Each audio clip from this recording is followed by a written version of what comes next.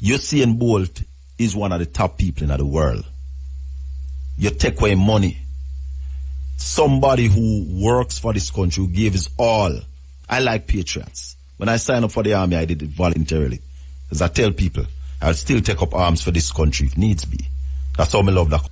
As he toured Middlesbrough, England, and the people of England gathered as he walked about, and they had their placards.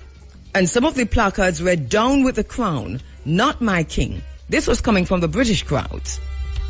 And here in Jamaica, at the opening of Parliament, the Deputy Governor General, Stedman Fuller, steadfastly pledged allegiance to the said Charles III. And the parliamentary clerk voiced the consensual parliamentary petition, "God save the King." And at the same time, this very same king was being booed by the people of England, and they were shouting, "Not my king," and "Down with the crown." What an irony. What an irony.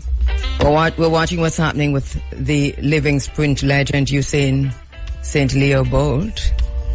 For development, our mission includes breaking the cycle of mental control, blazing new paths towards Africa's rendezvous with destiny, bearing witness, demanding change, understanding what it means to bear witness, being the change that we want to see, crafting an African-centered agenda for change and development, all the while honoring my moral obligation to remember.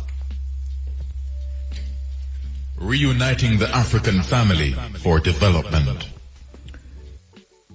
Going to be going to the phone lines now to speak with my very first guest, director, curator of the Jamaica Music Museum. Interesting. Why am I not getting...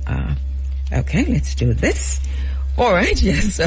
Herbie Miller, director, curator of the Jamaica Music Museum. Then switch things up on me, Herbie. Morning.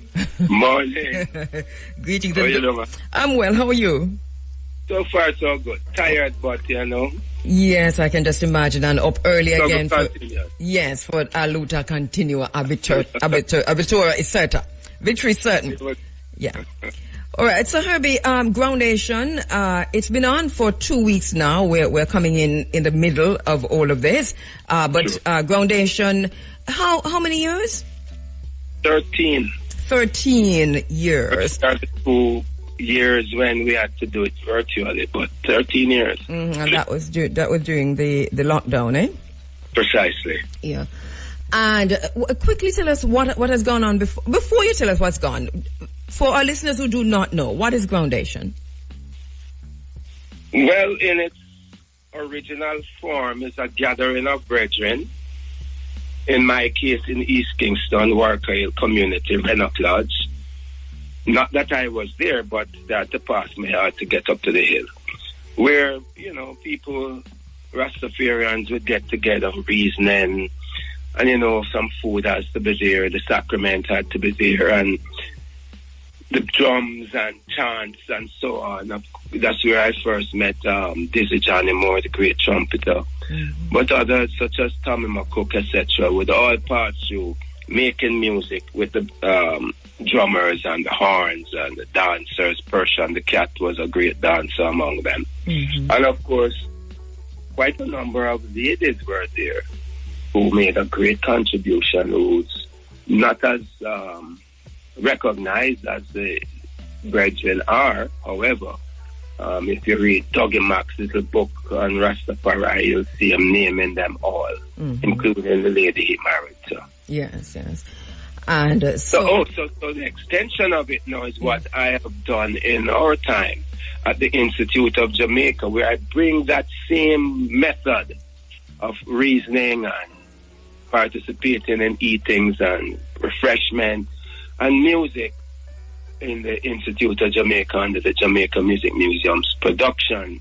And it also has echoes of Walter Rodney, doesn't it? Most definitely. Yeah, Groundings. Marcus Garvey, who's teachings I follow. Yes. Especially when he says, in whatever you do, and you sort of invoked that a minute ago, whatever you do, in Garvey, to quote Garvey said, do it for the uplift of the race. Yes. And we might just extend to say for the uplift of humanity in general. So let me go now to what has gone. So 2 weeks already gone. Quickly take us to those 2 weeks, and then to what's coming up today. The first week we had hoped to have Prime Minister Mia Mottley in person. However, due to heavy commitments, she eventually said she would make a recording, and we'd use that, which we did. She made a very powerful contribution in week 1. It circulated on social media, and I know we've gotten a lot of feedback on what she has said. What she left us with is that musicians and artists should approach their craft with a positive vibration and uplift the people, as Marcus Garvey suggests, and get out of the sort of negative thing that too many of the artists have got themselves into. Week 2, and by the way, her presentation was called "So Much Trouble in the World. What We Need Is Love." And then week 2, which was last week. Yes, I had the opportunity. Okay. It was called "Music Gonna Teach Them One Lesson: Bob Marley's Music as Historical and Educational Narrative." Yes. And my presentation was called "Sounds of Plantocracy, Slavery and Freedom in the Music of Bob Marley." Can just imagine that. I'd like to hear that. And then today it's One Love. Marley's devotion to the social and spiritual harmony of humanity. A session that will examine Bob's vision for one love and his commitment to humanity's social and spiritual harmony. We have cultural anthropologist Dr. Amani Tafarai Amma moderating a session which will include Deacon Peter Espute, Dr. Jelani Naya, and the Reverend Bertrand Gale. Yes. An Anglican with an Africanist point of view. We're going to be talking about the Church of England this morning in a few minutes. All right. And keep in mind that in his initial day, this gentleman, this decent little boy who came from St. Anne, in his jacket and necktie, was going to church singing, "The Lord will make a way somehow. Thank you for what you have done for me." And a transitional period through Mortimer Plano had him now singing "Hail Selassie is the Chapel" and just to eventually go right back to the Orthodox angle of the Rastafari, amongst Rastafari, the Orthodox Church. So One Love, Marley's devotion to the social and spiritual harmony of humanity. And once again, Dr. Jelani and I, Reverend Bertram Gale, Deacon Peter Espute, moderated by our sister, Dr. Imani Tafari Amma. What time? It's at 2 p.m. Okay. And I urge people to come at 1 o'clock and check out the exhibition called African to Jamaican. And that's definitely how we transition through time and how the music and the instruments and everything, the philosophy, the rituals have gone from what came with us to how we have creolized it into what is us. All right. So once again, Groundation is on today. This is the penultimate because next week, Sunday, February 23, will be the final. I know you already have a topic for that, and you'll give us more details next week, Sunday. As long as you have me, I'll do so. All right. And so the topic for next week is what? Africa Unite, Marley's vision for a unified Africa. All right. As usual, Groundation at the Institute of Jamaica. Gates open. 10 to 16, let me run this quick. 10 to 16 East Street, entrance on Torres Street. And starts at 2. Get there early. Check out the exhibition. There's tea. There'll be some tea and crackers and jams and so on. Some little snacks. It starts at 2. All then right. Afterwards, you'll have a lot of to eat and to drinks. All right. Thank you so much, Herbie. Take care. We'll talk again next week. Kabu. All right. I want to tell you a little bit about Professor Gus John before he comes on at 7. Professor Augustine Gus John was born in Grenada and has lived mainly in the United Kingdom since 1964. He was a member of the Campaign Against Racial Discrimination CARD in the middle of to late 1960s, and one of only 2 black members of the Council on the Institute of Race Relations in the early 1970s. He is a scholar activist who has done notable work in the fields of education policy, the role of schooling and education in promoting social justice, school improvement, management and international development. And since the 1960s, he has been active in issues of education and schooling in Britain's inner cities, such as London, Leicester, Birmingham, Manchester, and Glasgow. In 1966, he founded the first black supplementary and Saturday school in Oxford while he was still a student there. And a bit more about Professor Gus John, who is coming on at 7. He was Assistant Education Officer and Head of Community Education in the Inner London Education Authority. And in 1989, he became the first African Director of Education in Britain, a post he held for just under 8 years. Professor John has worked in a number of university settings, including as visiting faculty professor of education at the University of Strathclyde in Glasgow for 10 years. Since 2007, Professor Gus John has been an honorary fellow of the London Centre for Leadership in Learning at the University College Institute of Education. And from 2016 until 2022, he was visiting professor at Coventry University, where he worked with the Vice Chancellor and university leadership team in improving the strategic management of the university and building a culture of equity. Professor Gus John is a respected public speaker. He's a media commentator. He works internationally as an executive coach and a management and social investment consultant. 1997, he was appointed advisor to the former British Home Secretary Jack Straw on race and social inclusion, and in that capacity worked with civil servants on race relations, the Amendment Act 2000. In 1999, Professor Gus John co-founded the Communities Empowerment Network, CEN, a charitable organization providing advocacy and representation for excluded school students and their parents and carers. He's now its patron. Between 2003 and 2007, he evaluated the Race Equality Policy and Action Plan of every university higher education institute in England, Scotland, and Wales for their respective funding councils. And since then, he has conducted equality audits for a number of universities, including Salford, Northumbria, Brunel, and Cambridge. Professor Gus John, as an area director of community education in Manchester in the early 1980s, introduced a sickle cell screening service run by volunteer consultant physicians at the Moss Side Community Education Centre and supported the development of sickle cell anemia research in Manchester. Professor John serves as an expert witness in the Special Educational Needs and Disabilities Tribunal and the Special Immigration Appeals Tribunal.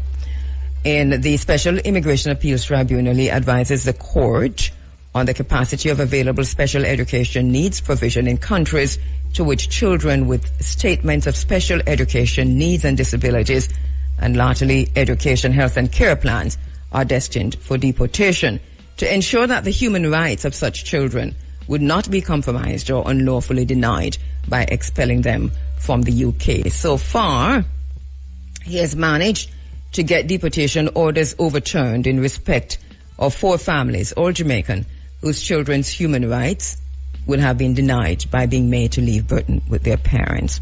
So since 2006, Professor Gus John has been a member of the Africa Union's Technical Committee of Experts, working on modalities for reunifying Africa and its global diaspora as part of its 6th region initiative. He has advised member states in Africa and the Caribbean on meeting the Sustainable Development Goals related to education and youth. And in 2016, he was named as one of the 30 most influential African diaspora leaders globally. A lot to say about Professor Gus John, and that's one of the reasons. Running African, reuniting the African family for development. My bad, pardon. So a lot to say about Professor Gus John, and that's one of the reasons why I took some time out early before we linked with him so that I introduce him properly to the space. I've spoken to him before, but not on this program. So it's going to be the first time that I'm interviewing him inside of the Africa Forum, and that is why I'm properly introducing Professor Gus John to you. And next time when he comes on, you already know who he is. So, Professor Gus John submitted evidence to the Cross-Party Parliamentary Commission on Youth Violence in the UK, calling for, among other things, an end to school exclusions and a less punitive approach to children's infractions. In August 2018, he delivered the keynote address, Choices of the Living and the Dead, to open the annual conference of the Archives and Records Association. And in 2018, he delivered an address on the challenges of decolonizing the curriculum at a Black History Month symposium organized by Coventry University Students' Union. Also, in October 2018, he delivered a public lecture at Warwick University on the relevance of Black History Month to higher education and the growing movement to decolonize the curriculum. In 2016, Professor John joined the Committee for Minority Ethnic Anglican Concerns, a subcommittee of the Archbishop Councils of the Church of England, as a voluntary consultant and advisor. He resigned in 2019 in protest at the Archbishop of Canterbury, Justine Welby's mindless support for Zionism and the chief rabbi's media onslaught on the then leader of the Labour Party, the socialist Jeremy Corbyn MP. In February 2024, Professor John wrote a blog entitled His Grace is a Disgrace, in which he called out Justine Welby for cancelling a planned meeting with the pastor of the Christmas Evangelical Lutheran Church in Bethlehem, Pastor Munzer Isaac. Isaac, who has been highly critical of Israel in Gaza, saw his Christmas sermon in 2023 go viral when he said, and I quote, "If Jesus Christ was born today, it would have been under the rubble," end of quote. He was speaking at a Palestinian Solidarity Campaign rally on February 17, 2024, where Jeremy Corbyn was also a speaker after being invited by the Palestinian ambassador to the UK, Hussam Zomlot. In October 2024, Professor John presented evidence on policing and race as an expert witness at the Sheku Bayo public inquiry into the police killing of Mr. Bayo in Kirkcaldy, Fife, in 2015. In 2023, Professor John published 2 books titled Blazing Trails, Stories of a Heroic Generation, with a preface by Margaret Busby, and Don't Salvage the Empire Windrush, with a preface by Professor William Les Henry, both published by New Beacon Books out of London. So there you have it. A little bit, not everything, about Professor Gus John. He is one of those persons who also denied one of the MBE or OBE or one of those BEs from the British Empire when he was offered it. He said, my work has been as it is, and to accept this is to betray myself, my work, my people. So much about this humble elder, Professor Gus John, born in Grenada in 1945, Associate Professor of Education and Honorary Fellow of the Institute of Education, University of London, and Director of Gus John Consultancy Limited. He'll be coming on at 7 o'clock in just 3 minutes' time. We'll be going to the phone lines to speak with Professor Gus John. Prof, are you there? Good morning. Yes, I am here. Good morning. Hearing you loud and clear. I know it's just about afternoon in the UK where you are, right. But thank you so much. All right. So earlier, thank you. Let me just say thank you for making the time to come on this morning and talk to us about this important topic. It's my pleasure. Yes. And so earlier I went through a little bit of your bio, a little bit of your background to introduce you to the IRA FM's audience, our listeners. So Right. all of that is out of the way. I want to start at one of the latest, because we'll work our way back to the Church of England. But to start with what's happening with the Church of England today in Britain, because they just wrapped up a synod, right? Can you tell us what from your perspective, what are some of the important things to come out, if anything, out of the synod? Well, I mean, as you can imagine, the synod considers a whole heap of stuff to do with the governance of the church, yes? Yes. This time, foremost in people's minds was the issue of safeguarding, and particularly the evil practices of sexual predators amongst clergy. Okay? Yes. So, the Archbishop of Canterbury, Justin Welby, resigned at the end of January. Not his successor, they're still appointing that, but the person acting up as Archbishop now is the Archbishop of York, Stephen Cottrell. Mm-hmm. Now, he's got all kinds of question marks behind his own name, because he has twice, involving two different individuals, promoted people who had complaints of sexual misconduct against them. And I think it is fair to say, and not even bishops in the church themselves would deny this, that the victims have been failed because those in the hierarchy of the church have been more concerned about preserving its reputation than about justice for the victims of such sexual abuse. So that featured pretty highly in this week's synod at Westminster here in London.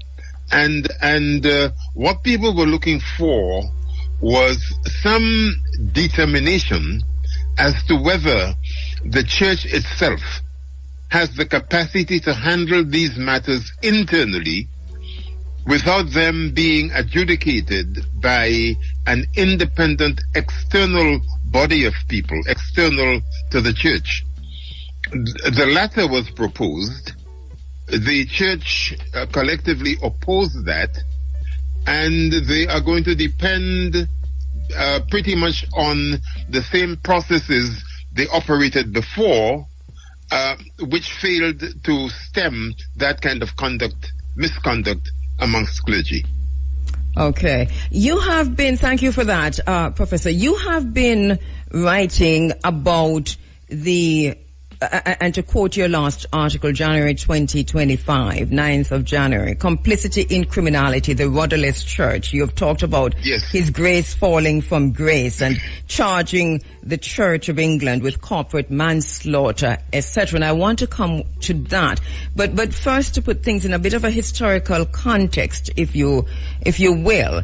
And, and to look at the Church of England's involvement, because, and let me just say once again, that we're looking at the Church of England and the British monarchy, even as we talk about righting historical wrongs. But the Church of England's involvement in the transatlantic trade in Africans, or the transatlantic slave trade, as many know it as. Yes. Let's talk a little bit about that complicity. Indeed, I mean, absolutely. You know, we we, the descendants of enslaved Africans, have got a particular angle on this, which I don't think many people across the Anglican communion globally actually share. And it is precisely what you've said. Yes. We know that the Bible traveled with enslavers, okay? Mm-hmm. The church, the established church, not only gave absolution to those who were enslaving and dehumanizing African people, our ancestors, they themselves were involved in owning enslaved people. Mm-hmm. I mean, the church itself had thousands of enslaved Africans and made a lot of money from that trade. So all of these wonderful edifices you see around the place, all of these lofty cathedrals and God knows what, they're dripping with the blood of our ancestors. Mm-hmm. And in that regard, the church knew that they were condoning, in fact, indulging themselves in the savagery that characterized and brutalization, dehumanization that characterized African enslavement. So you are quite right. Yes, and to want to place that in the wider political context. Of course, and when you look at, for example, this is. Let me just talk about a book that I need our listeners to get a hold of. It's a book that we read in our Africa Forum book club, the Running African Book Club, a few years ago. But I want to bring it to the fore again for listeners. Britain's Black Debt by Hilary Beckles. Reparations for Caribbean Slavery and the Native Genocide. It is a must read. You know, there are a few chapters there, and one in particular, I think it's chapter 8 or 7, that deals extensively with the complicity of the church in slavery, as you're saying, Professor Gus John. But what do you know, and can you tell us about historically the Church of England's Society for the Propagation of the Gospel in foreign parts, and how they contributed to the the propagation of the gospel? I said that with a straight face, Bob. My sister, pure evil. Yes. No, I mean, wow. I'm not being flippant now. No, I know. I am, what I'm saying is this, and I mean, Hilary Beckles covers that very well in his book. You see, the justification that the church, the British state, and indeed the Europeans did for the bestial abuse of Africans was that we were not fully human. Okay, so there was one can't look at that history without understanding the origins and development of eugenics within British intelligentsia, for example. There were these biologically racist arguments that people were making, and many of them looked to the Bible and the Gospel to underpin these theories. So in other words, what I'm saying is that three things were running in tandem. On the one hand, you had the domination of imperialism and colonialism, the force used to subdue people and to superimpose values and beliefs, etc., which were defined as superior. In other words, those people who were committing such evil were actually telling African people, Native Americans, Indians, etc., that their own tried and tested practices that had governed their societies for centuries were primitive backward, more aligned to the devil and all of that nonsense, and that what they're bringing was superior. Meanwhile, they're committing genocide, mass murders, eliminating whole populations, and the rest of it. So the role of the Bible, the role of Christianity in riding with imperialism and enslavement and all of that stuff is what has brought us to where we are right now. And I mean, we'll come on to the present situation in a minute. Yeah. But I just want to say this, that we have to remember one thing, if nothing else, and that word is erasure. The way in which all of that colonialist and imperialist domination resulted in subjugation of people, the erasure of the belief systems, the erasure of the traditional practices that knitted the communities together. Whatever people might want to say about it, and more than that, they produce systems of governance which were based much on more human considerations than anything that came out of the West. Why was it, to back a bit, why was it so important for the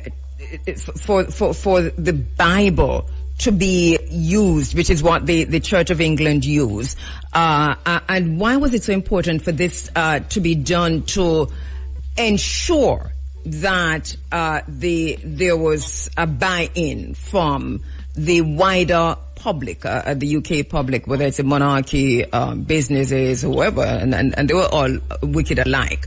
But why was it so important for the Bible to be involved in dehumanizing Africans? What was the importance here? Well, the importance is this.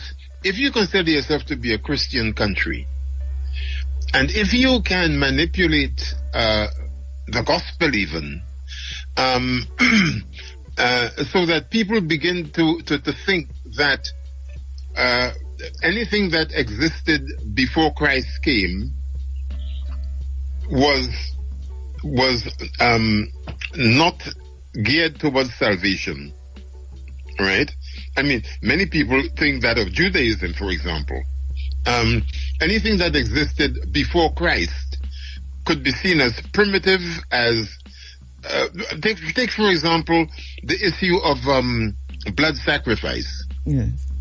The Old Testament talks about that. You know the story of Isaac and the ram and all of that kind of stuff. Yes. Right. But then where the African communities around the world, whether they be Yoruba following the Ifa tradition or not, where they use animals to make offerings to deities, they considered to be primitive. It is considered to be obeah, and okay, there's nothing wrong with obeah. Is the spin that the colonialists have actually put upon that as a belief and a practice. So people decry blood offerings to deities. They decry the idea that you should have more than one deity. In other words, the monotheistic religions of Judaism and Islam and Christianity are considered to be that's all that is actually allowed. Everything else is supposed to be primitive and devilish and the rest of it. It simply does not make sense. So what I'm hearing you saying, Prof, is that first dehumanize the African. The African had to be less than human. Yes. To be enslaved and to be treated in the kind of way that they were treated, that our ancestors were treated by Britain, and in particular by the Church of England and the monarchy. I want to take a quick break and come back just before we move into what's happening now, to talk about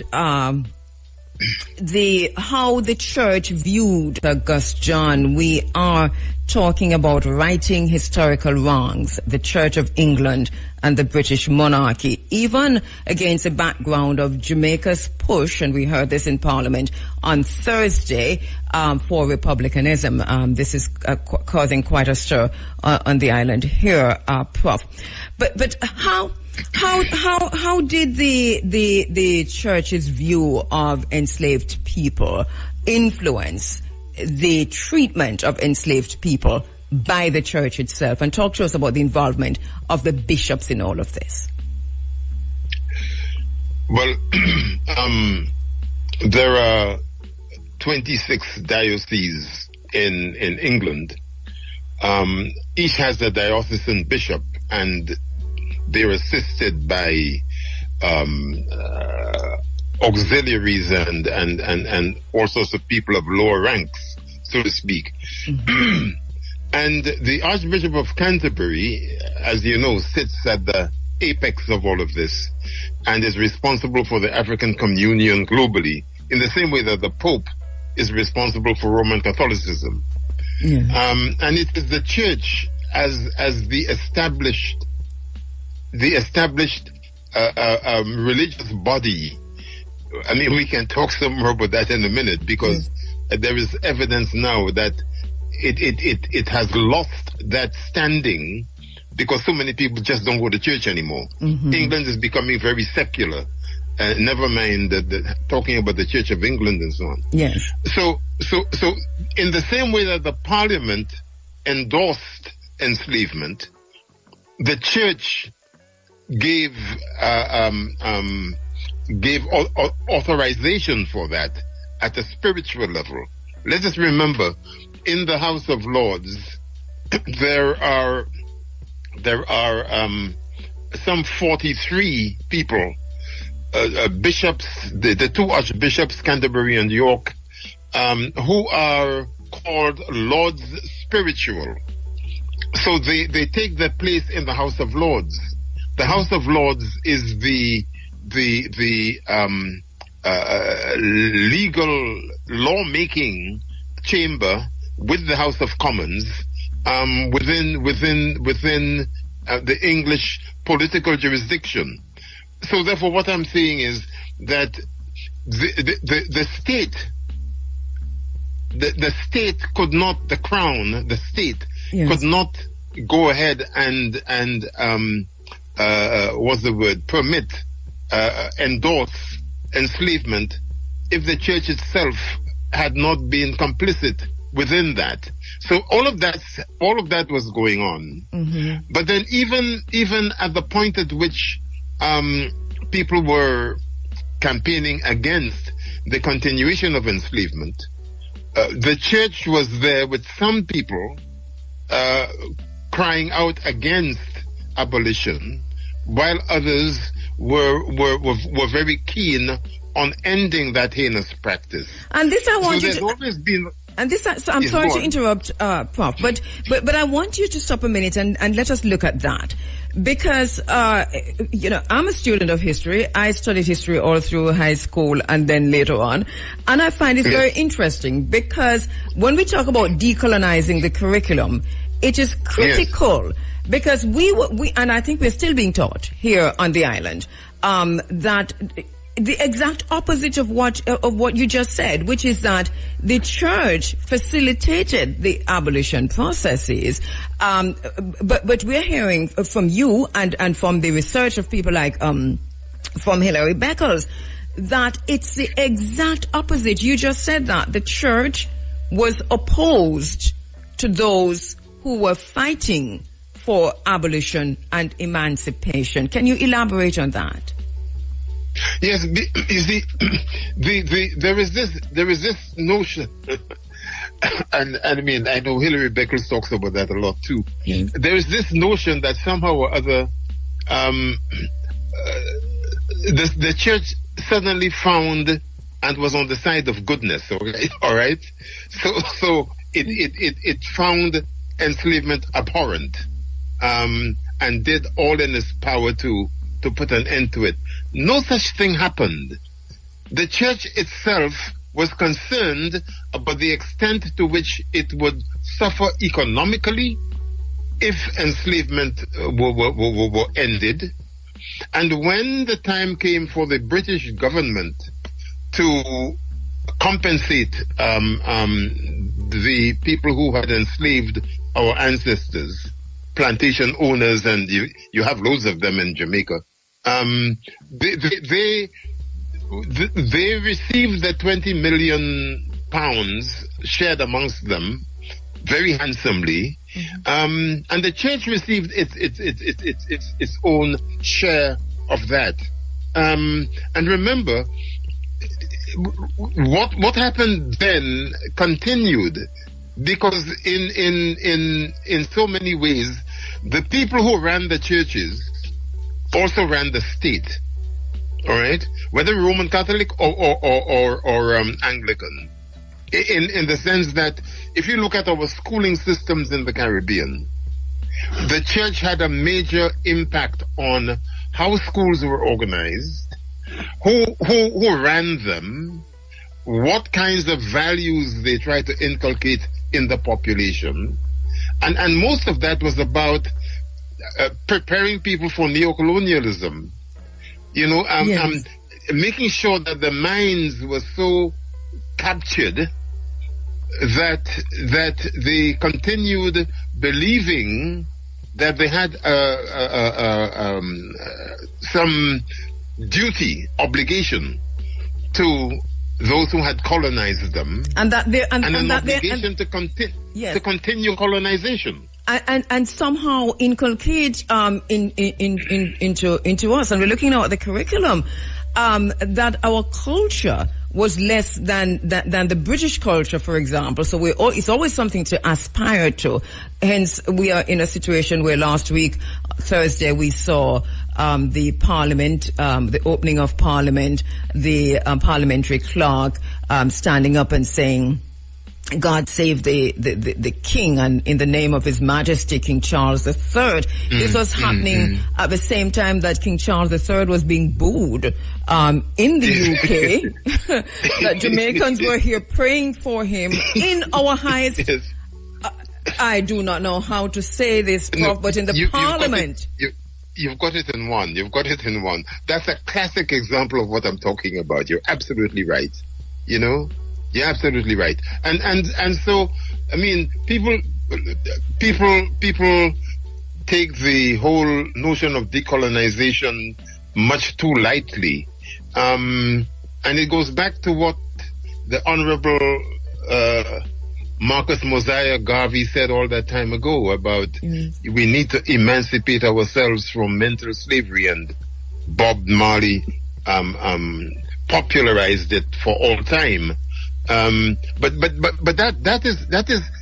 that is where we begin, you know, because if we don't do that, we cannot put on the lens, the alternative lens, which helps us to look at that history more objectively and from our point of view, from inside the prism of our own experience. Of course. And as you talk about putting that understanding and that history through our own lens, I want to before we move to more recent times, to look at how profitable was, two things. To look at the profitability, and then I want to link the church to the monarchy, because we see a separation going in even in the conversations on reparations. But how profitable was slavery for the Church of England and the bishops so involved? You talked about how they were paid off at the end, but generally for such a long period of time, how profitable was this for them? It was centuries. Well, I mean, I can't calculate it in monetary terms, but let's look at it from 3 points of view. A, from the point of view of political influence, from the point of view of the wealth being created for the church itself, but also for its benefactors, those people who helped to keep. Remember, I mean, the church was at the center of the life of every one of those counties in Britain. You know, there's the squire, the aristocracy. Many of those people who became priests and bishops were members of aristocratic families who determined that one of them should go and join the clergy. The way in which state and church and capital came together, in that sense, was really quite critical. So that the church helped to propel the influence and power of the aristocracy in the country, and the land owning gentry and the rest of them. They kept the churches going. They benefited a great deal from the subjugation of the masses through the church. I mean, you know, they were, and that went on, certainly in my own experience in Little Grenada. The influence of the church with the planters. If people giving you subsistence wages on the plantations, and then you go and you cut a bunch of bananas or you dig a yam or something, they call that prédial larceny, and they talk about how much they're losing because workers are stealing stuff and so on. Meanwhile, they're making millions of pounds on the back of those poor workers. And the priest would get into the pulpit on a Sunday and berate the audience, berate the congregation for stealing from the plantation owners. I mean, yes, the whole thing was it was joint enterprise in criminality. Let me take a quick break, Prof. And when we come back, we look at the monarchy and the church. How are we to understand these two entities? Let me take a quick break. Okay, all right. We saw recently the church commissioners appointing Grant Thornton to investigate its link to transatlantic chattel slavery and what they established and so on, and maybe you can tell us a little bit about that. But one of the questions that came out of that for me is, here's a church at this place where they have appointed this commission and they've made some, they've deliberated over this and they've actually done something. But there seemed to be something schizophrenic going on here, and I want you to bring us back to, is the Church of England a separate entity from the monarchy, or are they almost one and the same, if you will? How do they operate? Who's the head of the Church of England? Well, remember the origins of the Church of England. I mean, there was a time when the Church of Rome pretty much ruled everything. And that wayward fellow, Henry VIII, with his many wives, decided that the Pope was not being as compliant as he would have wished with his way of running his life. And because he wanted to be able, he wanted to divorce, to kill his wives or divorce them, either way. Well, exactly. I mean, you know, he determined that he couldn't be bothered with the strictures that Rome was putting on him.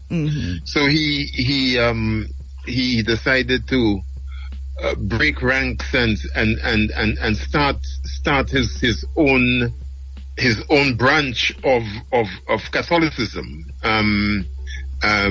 which was then called Anglicanism. Anglican, as in, you know, Anglia and England and the rest of it. So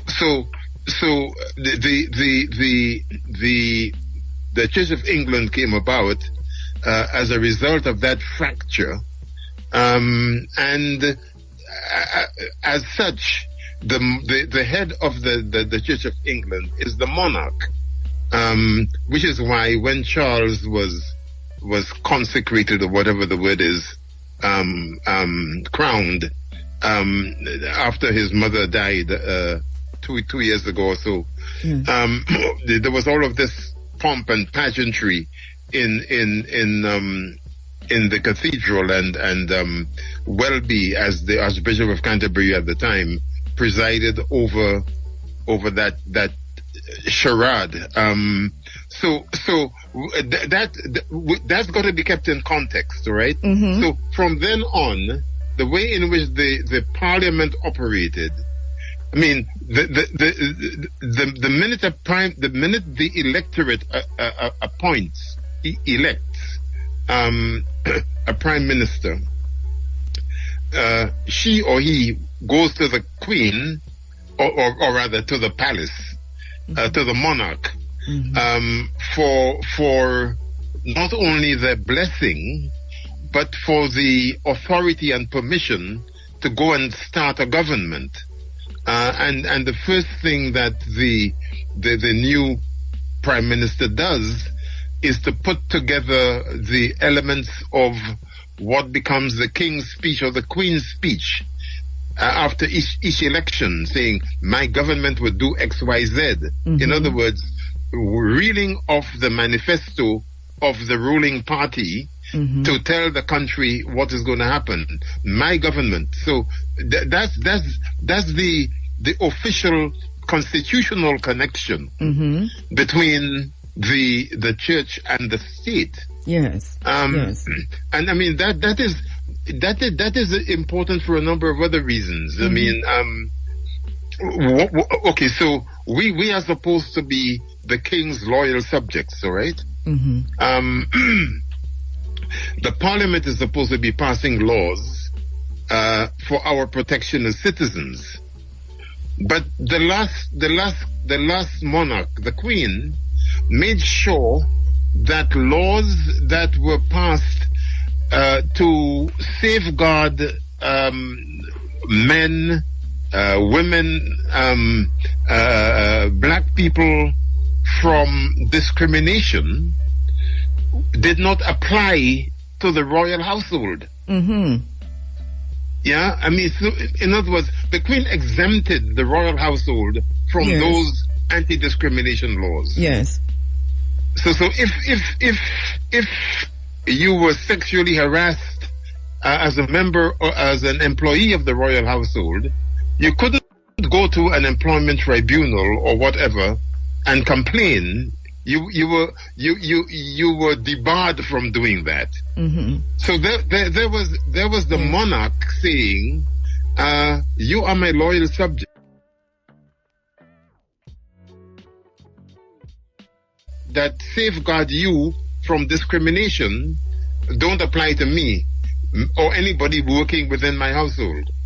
Meanwhile, Andrew, as her son, is running around the place doing all sorts of heinous things, and she forks out £12 million to prevent the monarchy being paraded in front of the courts. And how does this feed back into a historical context? Because child labor, for example, which is one of the things that both Hilary Beckles and Gerald Horne, and here's another book, The Apocalypse of Settler Colonialism, The Roots of Slavery, White Supremacy and Capitalism in the 17th Century North America and the Caribbean, is a book written by Professor Gerald Horne, and he also does a pretty good job of pinpointing the roots of child trafficking and human trafficking and pedophilia and so on within the monarchy and the church. So all of this are historical, but historical and you can help us to understand the moral implications here for the church. And I wouldn't even talk about the monarchy because I don't know how you say moral implications for the monarchy. But what are the... Do you remember somebody called Princess Margaret? Yes.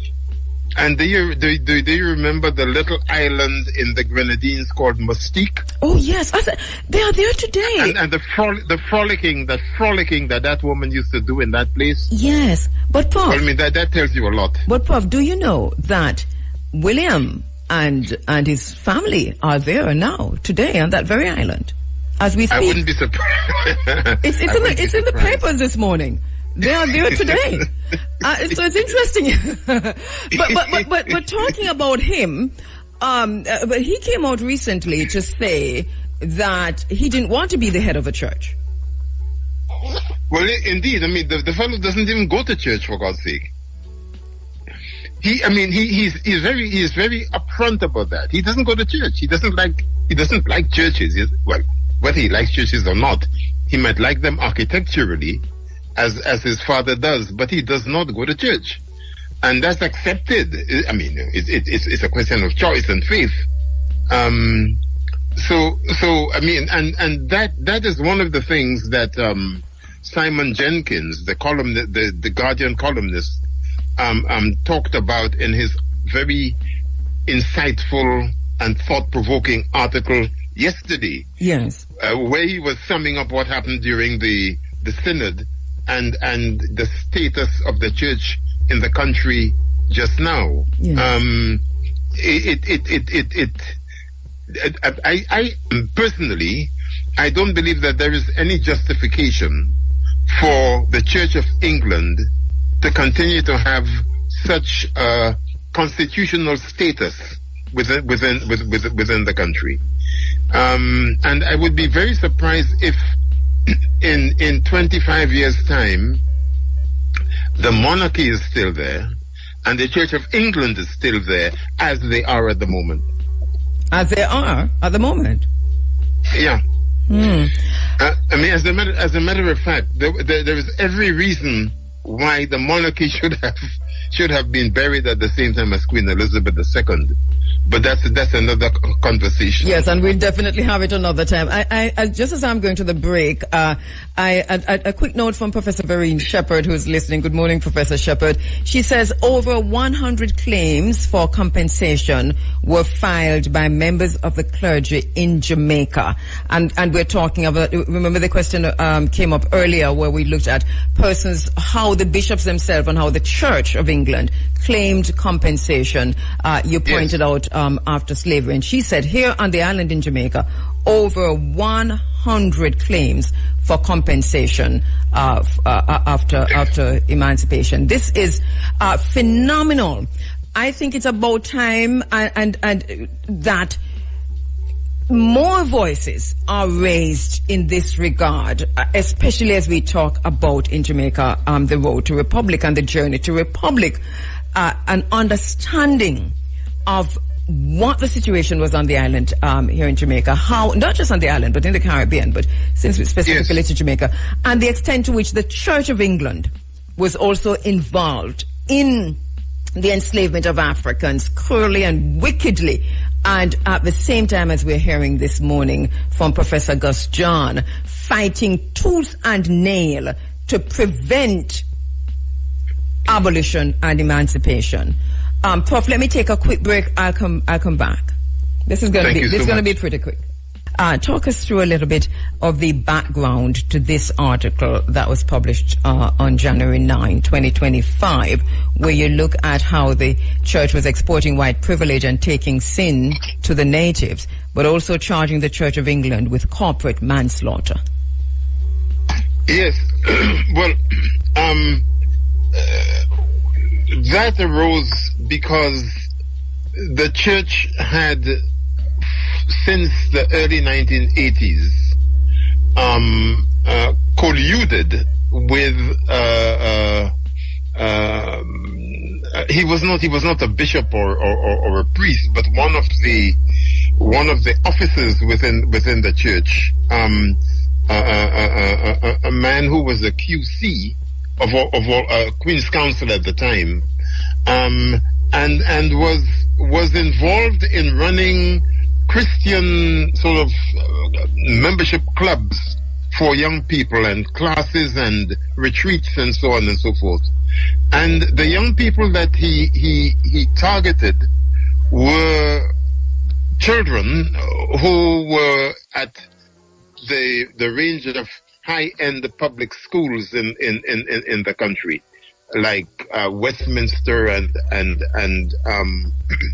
Rugby and Harrow and Eton and so on.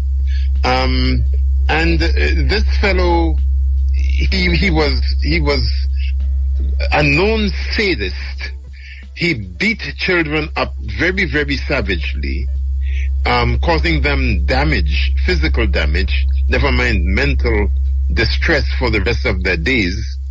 He was known to the Archbishop of Canterbury, Justin Welby, who was also a warden or whatever it is of one of those very boarding schools. And this man continued to abuse children.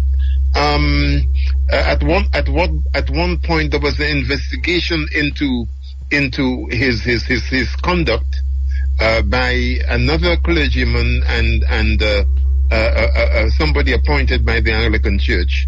They found massive evidence against him, but the church decided that it would harm their efforts to propagate the gospel if the findings of their investigation were known. So they did not go to the police. They did not get this fellow reported so he wouldn't continue his crimes. Rather than that, they allowed him, if not supported, his departure to Zimbabwe, where he then continued running these same kind of clubs and abusing local young people, to the extent that one of them, he used to go with them to swimming pools, etc., swim naked. One particular boy died on one of those occasions in a swimming pool. It was dismissed by the authorities there as an accident, and believe it or not, that same fellow was actually allowed to conduct the boy's funeral. Quite extraordinary, yeah. And then when later on it transpired that the boy died as a result of his neglect, he left Zimbabwe. There was a court case, but he was not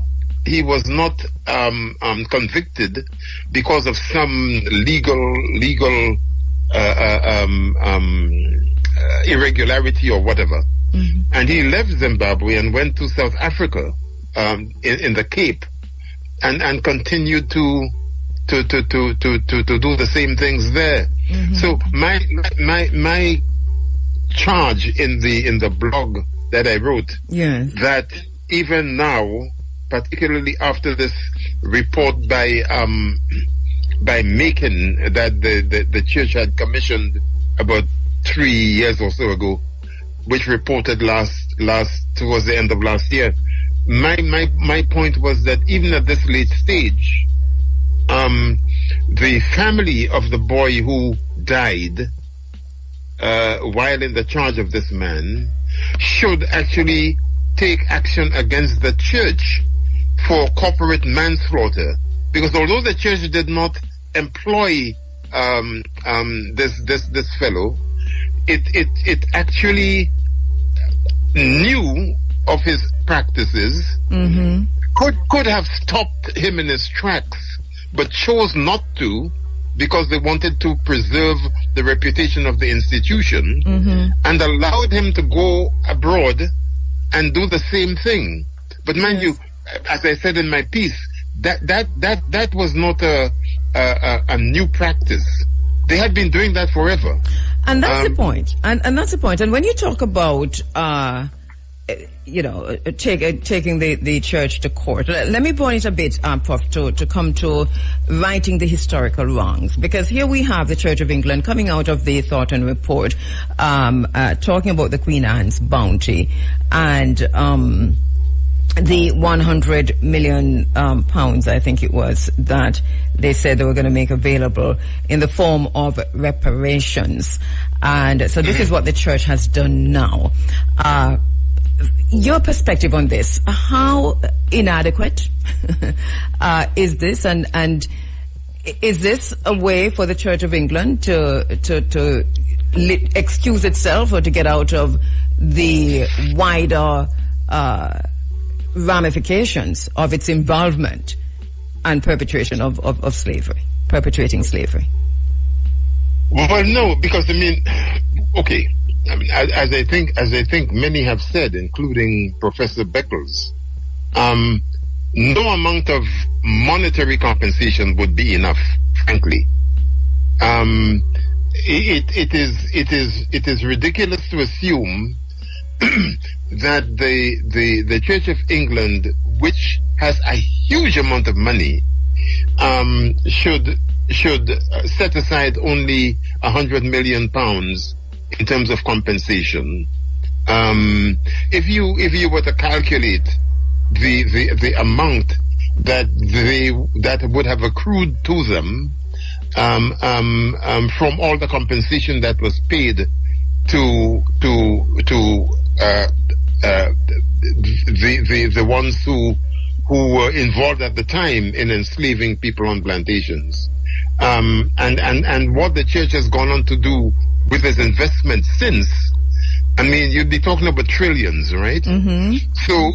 So when people, as they have done here in England, talk about why is the church that is strapped for cash even thinking of giving 100 million, and then when members of the committee protested about that sum and they determined that it should be $1 billion or whatever, most people went up in arms. Okay, my point is that that's not irrelevant, but you see, in order for that to make sense, you have to make sure that the harm that you have caused is not continuing. And the fact of the matter is that there are endless examples of repetition going on across the world within the Anglican Communion. By that I mean the continued subjugation of peoples, the suppression of and in fact demonization of their traditional spiritual practices, the imposition of a particular set of values to do with the church and its beliefs, etc., within the schooling system that the church actually manages in so many countries. One has got to look at all of that stuff, mm-hmm. and use the money to ensure that the descendants of enslaved Africans who have been kept in penury by virtue of what the church and the state, the crown, has done ever since abolition, mm-hmm. that some repair is done in relation to all of that. So it's a matrix. It's not just a question of who is going to get the money and what would it be spent on. Mm-hmm, mm-hmm. It's dismantling all of the stuff that the money from enslavement actually built. All right, Puff, let me take a quick break. And when we come back in the last 15 minutes to say then, how do we do this? How can the Church of England and the British monarchy right the historical wrongs? And to elaborate on what you have said. Let me take a quick break. Sure. Every time you are link with a condom, coulda Ozzy, coulda wife, coulda be a random. Do it for your best life. The time by the Ministry of Health and Wellness is now 8 o'clock, and this John talking about righting historical wrongs, the Church of England and the British monarchy. Of course, we can't do it in one sitting, but we are just scratching the surface this morning because we have to refocus our attention, especially within Jamaica's particular context, on the road to republic. So then, Prof, how do we begin to right, how does the Church of England and the British monarchy begin to right these historical wrongs? Well, I think first of all, they've got to be honest about the extent of the damage that they've done over centuries. to Africa and its people. And I say to Africa and its people because there is a tendency to assume that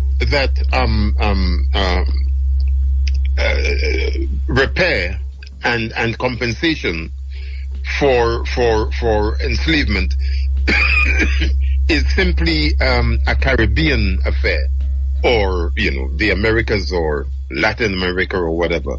In other words, the people in the African diaspora.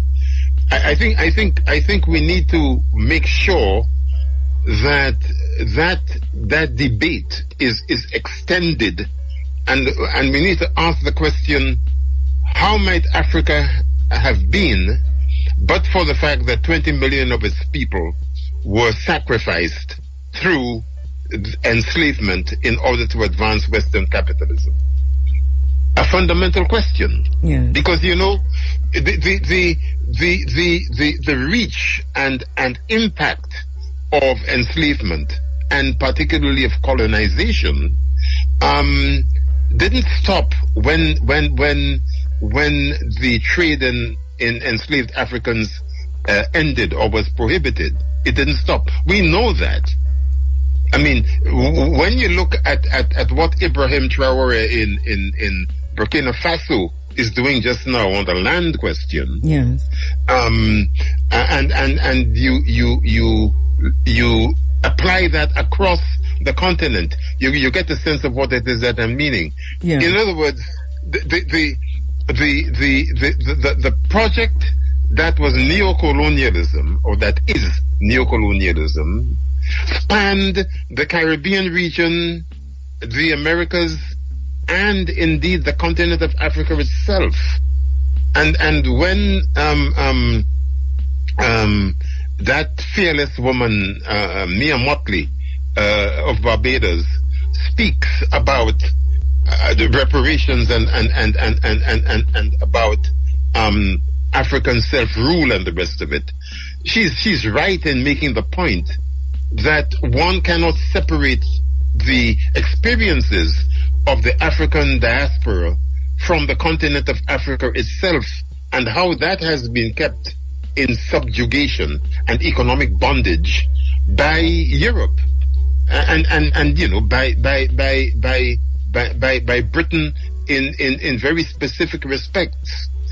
So my point then is that one has got to look at this in the round, understand the extent to which the Caribbean as a region is suffering a kind of double whammy. On the one hand, there was all the impoverishment that took place as a result of a lack of investment, a lack of restoration, after the British left and gave flag and anthem independence to those territories, because that essentially is what it was. Yes. There has never been economic independence, right? Flag and anthem. So, we have our dances and we amuse ourselves and we paint up the place and so on when every independence anniversary comes around. But frankly, that's pretty symbolic, and it doesn't mean very much. So what I'm saying is, we need to look at what the needs of each of those territories actually are in terms of health, education, environment, infrastructure generally, and ensure that some mechanism is put in place to restore what should have been done all this time ago. I mean, if you read Arthur Lewis's book Labor in the West Indies, which was a 1939 Fabian pamphlet reproduced by John LaRose and New Beacon Books in 1978, you get a sense of how dire the situation was in the 1930s in across the Caribbean, and that situation continues. Of course. If God is not merciful and kind and compassionate to us, and we have these constant eruptions these weather events repeating themselves more regularly than before across the region, then we would all be on our knees, because tourism cannot sustain us. And especially because we are, and in Jamaica in particular, practicing plantation tourism, which is still slavery by another by another name in this time. How important is it for tourism to be reimagined, but also for the descendants of the enslavers who still hold power at the highest levels on islands like Jamaica? How important is it for those issues to be properly washed out in the public? Okay, well, I think that's a subject for a much longer conversation in the future. Okay. In the future. But, yes. but let me just say this. In the late 1950s, there was an attempt to federate the region, right? And that failed abysmally at the first hurdle. Okay. Now, I do not believe that it is sustainable for those islands to continue to operate in isolation from one another. CARICOM is an important entity, but even CARICOM is not enough. This idea of these little pieces of rock in the Caribbean Sea being little sovereign states, in the light of what we know is coming with climate change, does not make any sense. The question is then, how do we federate that region and give it the kind of economic power, the cultural sustenance, to be able to be a bloc working in tandem with a united Africa, United States of Africa, so that collectively we can be a major power in the world. We need to begin to think in those macro terms, you know. Yes, there's one thing I want you to talk to us about and take a minute to do that, which is.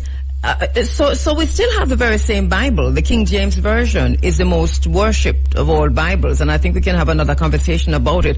But this is also critical to ongoing neocolonialism, isn't it? It's a tool of neocolonialism. It is, it's problematic. It's problematic in the sense that there is a proliferation. Okay, there is a global commodification of God. All right, let's put it like that. Yes. Churches are springing up all over the place, and anybody who is so minded could start a church and use the Bible and get people to come along and fill their heads with all kinds of foolishness. And get a following, all right? I'm not being pejorative, but that's the reality. Yeah. You know, I mean, and governments have got to do something about that. I am not advocating religious persecution, but for God's sake, there is no way on earth that churches should be proliferating at the rate at which they're doing, for example, in a place like Nigeria. It is ridiculous. It is. Yeah. And it's laughable. Yes, and totally laughable. And as you talk about West Africa, and you're comparing, and you talked earlier about what Ibrahim Traore and the others are doing with the electric vehicles and so on, and we see this descent into fanaticism in other places in Africa like Nigeria and Ghana with the King James Version. King James in the end got what he wanted, because the translation of the Bible, the reason for that, and I'm so sorry that we don't have. I'm going to have to invite you back to have a conversation about this. That whole synod, if you will, that he called in the way back when, was basically to say that he was and he is the authority and the representative of God on earth. But he has got that, hasn't he? We're now, in black churches across the world, in Jamaica, for example, he's celebrated. It's not the King James version. We're not going to read it because King James is a man of God, and King James was. But this is exactly what King James wanted, wasn't it? People like Sankey came after him, so we sing a lot of Sankey. Well, there you go.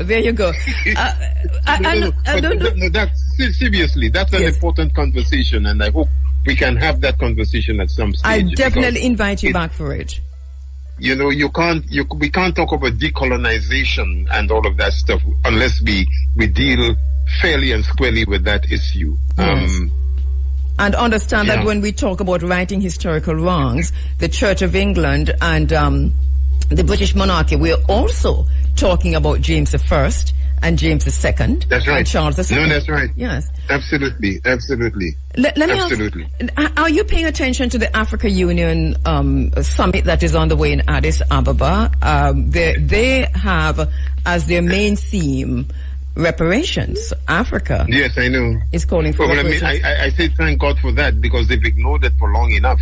Mm-hmm.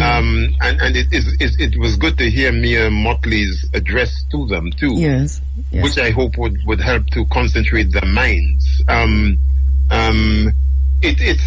Okay. So just to say, since 2006, I've been a member of the African Union's Technical Committee of Experts. Yes. And we've been charged with the responsibility to look at the modalities for making the diaspora the sixth region, Yes. Now that's stalled and is faltered, etc., etc., etc. It's beginning to develop some more momentum now, but there are some serious conversations to be had about how you get the populations, both of the continent itself and of the diaspora, to really understand what that means.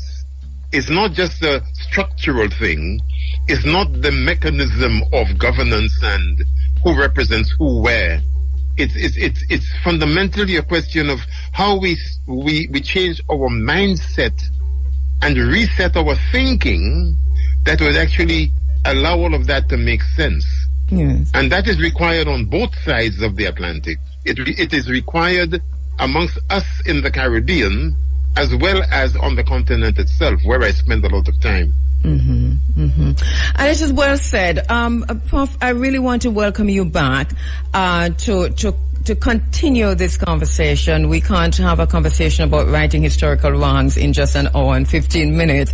But I think we laid the foundation, and I'll invite you to come back and for us to pick up on even at the level of the Africa Union, because this call that's coming out of the Africa Union today, which is a call for reparations, is an interesting one. We'll see how that fits in with the Caribbean, Caribbean reparations call. Professor John, thank you so much, my brother. Really, I'll be happy to join you again. Yes. Thank you again. And take care now. Thank you so much. Professor Gus John, born in Grenada, has lived in the UK since 1964. He's an associate professor of education, an honorary fellow of the Institute of Education, University of London, and the director of Gus John Consultancy Limited. What a conversation. Remember, anything by Professor Vereen Shepherd. The book, The Apocalypse of Settler Colonialism, The Roots of Slavery, White Supremacy, and Capitalism in 17th Century North America and the Caribbean, by Gerald Horne. This is a must-read. Gerald Horne, The Apocalypse of Settler Colonialism. Britain's Black Debt, Hilary Beckles. And For Good Measure, In Miserable Slavery, Thomas Thistlewood's diary, or diaries. Douglas Hall. Write them down. Get them. We can't check out. We can't check out of our present, of our past, and of our future. We're that kind of tripartite being, like Peter Tosh says. I'm a man of the past, etc., etc. We can't check out living in the present and look into the future.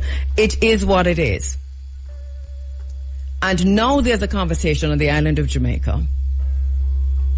And there is not more than a conversation. You heard last week, Professor Vereen Shepherd was on, the Minister Malahoo Fort was on. We've situated the constitutional reform process and the road to the journey to republic within a historical context. We are continuing that.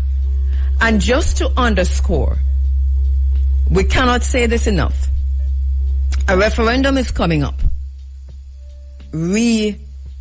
Getting rid of the monarchy as a head of state of Jamaica. It means we're going to have to vote on it. Voting on it means we have to be registered to vote. Now, I am imploring all of us, go and register to vote. We can't miss this vote. Let us go, get registered to vote on this referendum that's coming up. A goon situation, because we know there is a court case coming up. There's a date. This is in court, and it's been in court for a while. The Blue Lagoon is one of the most beautiful bodies of water on the island. It is fed by 33 underground water springs. 33 is not a mistake. The number is right. For those who don't know, the Blue Lagoon is in Portland. It was made a national monument on August 16, 2018. Portland, of course, is my favorite parish. We have been to the Blue Lagoon many times. Now it is closed to the public. It was designated a national monument. Remember, we've had some fights here in this space over national monuments and the designation of national monuments and how they have been done. A national monument is designated on the grounds of the historic, the architectural, the traditional, the artistic, the aesthetic, the scientific, or the archaeological importance. Blue Lagoon fit every single one of them. And the Jamaica National Heritage Trust and the government of Jamaica, they usually do this to protect the country's heritage. National monuments can be private. The Blue Lagoon is for public access. It's for recreation, it's for education, and also for wealth. And we'll talk about that some more. It is a national monument, the Blue Lagoon. It includes Unity Bay, it includes Limekiln Bay, and their associated beaches. In fact, the Blue Lagoon includes a beach, the Sansan Beach. Sansan Beach is part of the Blue Lagoon Monument. And we are still fighting to keep both the Blue Lagoon and Sansan Beach. We have already lost access to Sansan Beach, and the question is why? Why? Who's presiding over all of this? And why? The Blue Lagoon has been closed and the parochial road blocked since August 29, 2022. The road where we're supposed to walk on to go to the Blue Lagoon, it blocked from August 29, 2022. Somebody is actively keeping the people out of the Blue Lagoon. Under the Monuments Act, a national monument can be privately owned or privatized. A monument can be privatized. However, the question remains, how was the beach of Sansan privatized while being part of a national movement with no access to the public? Why is access to the Blue Lagoon under threat? Was this because of political interference? If so, somebody speak up. Is there political interference in the Blue Lagoon? Was this because of corrupt rich people who buy politicians and the marginalized poor by abusing their power and privilege? Is that the situation? Is this what is happening? Who politically interfered, if anybody politically interfered? Somebody have to answer these questions. Is there political interference in the Blue Lagoon and access to the wider Jamaican public, to the people of Jamaica? And the government of Jamaica must answer this. What does political interference look like? If there is political interference, how is it manifesting, if it manifesting?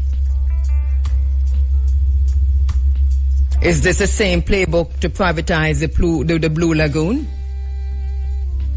What schemes are being employed to privatize the Blue Lagoon?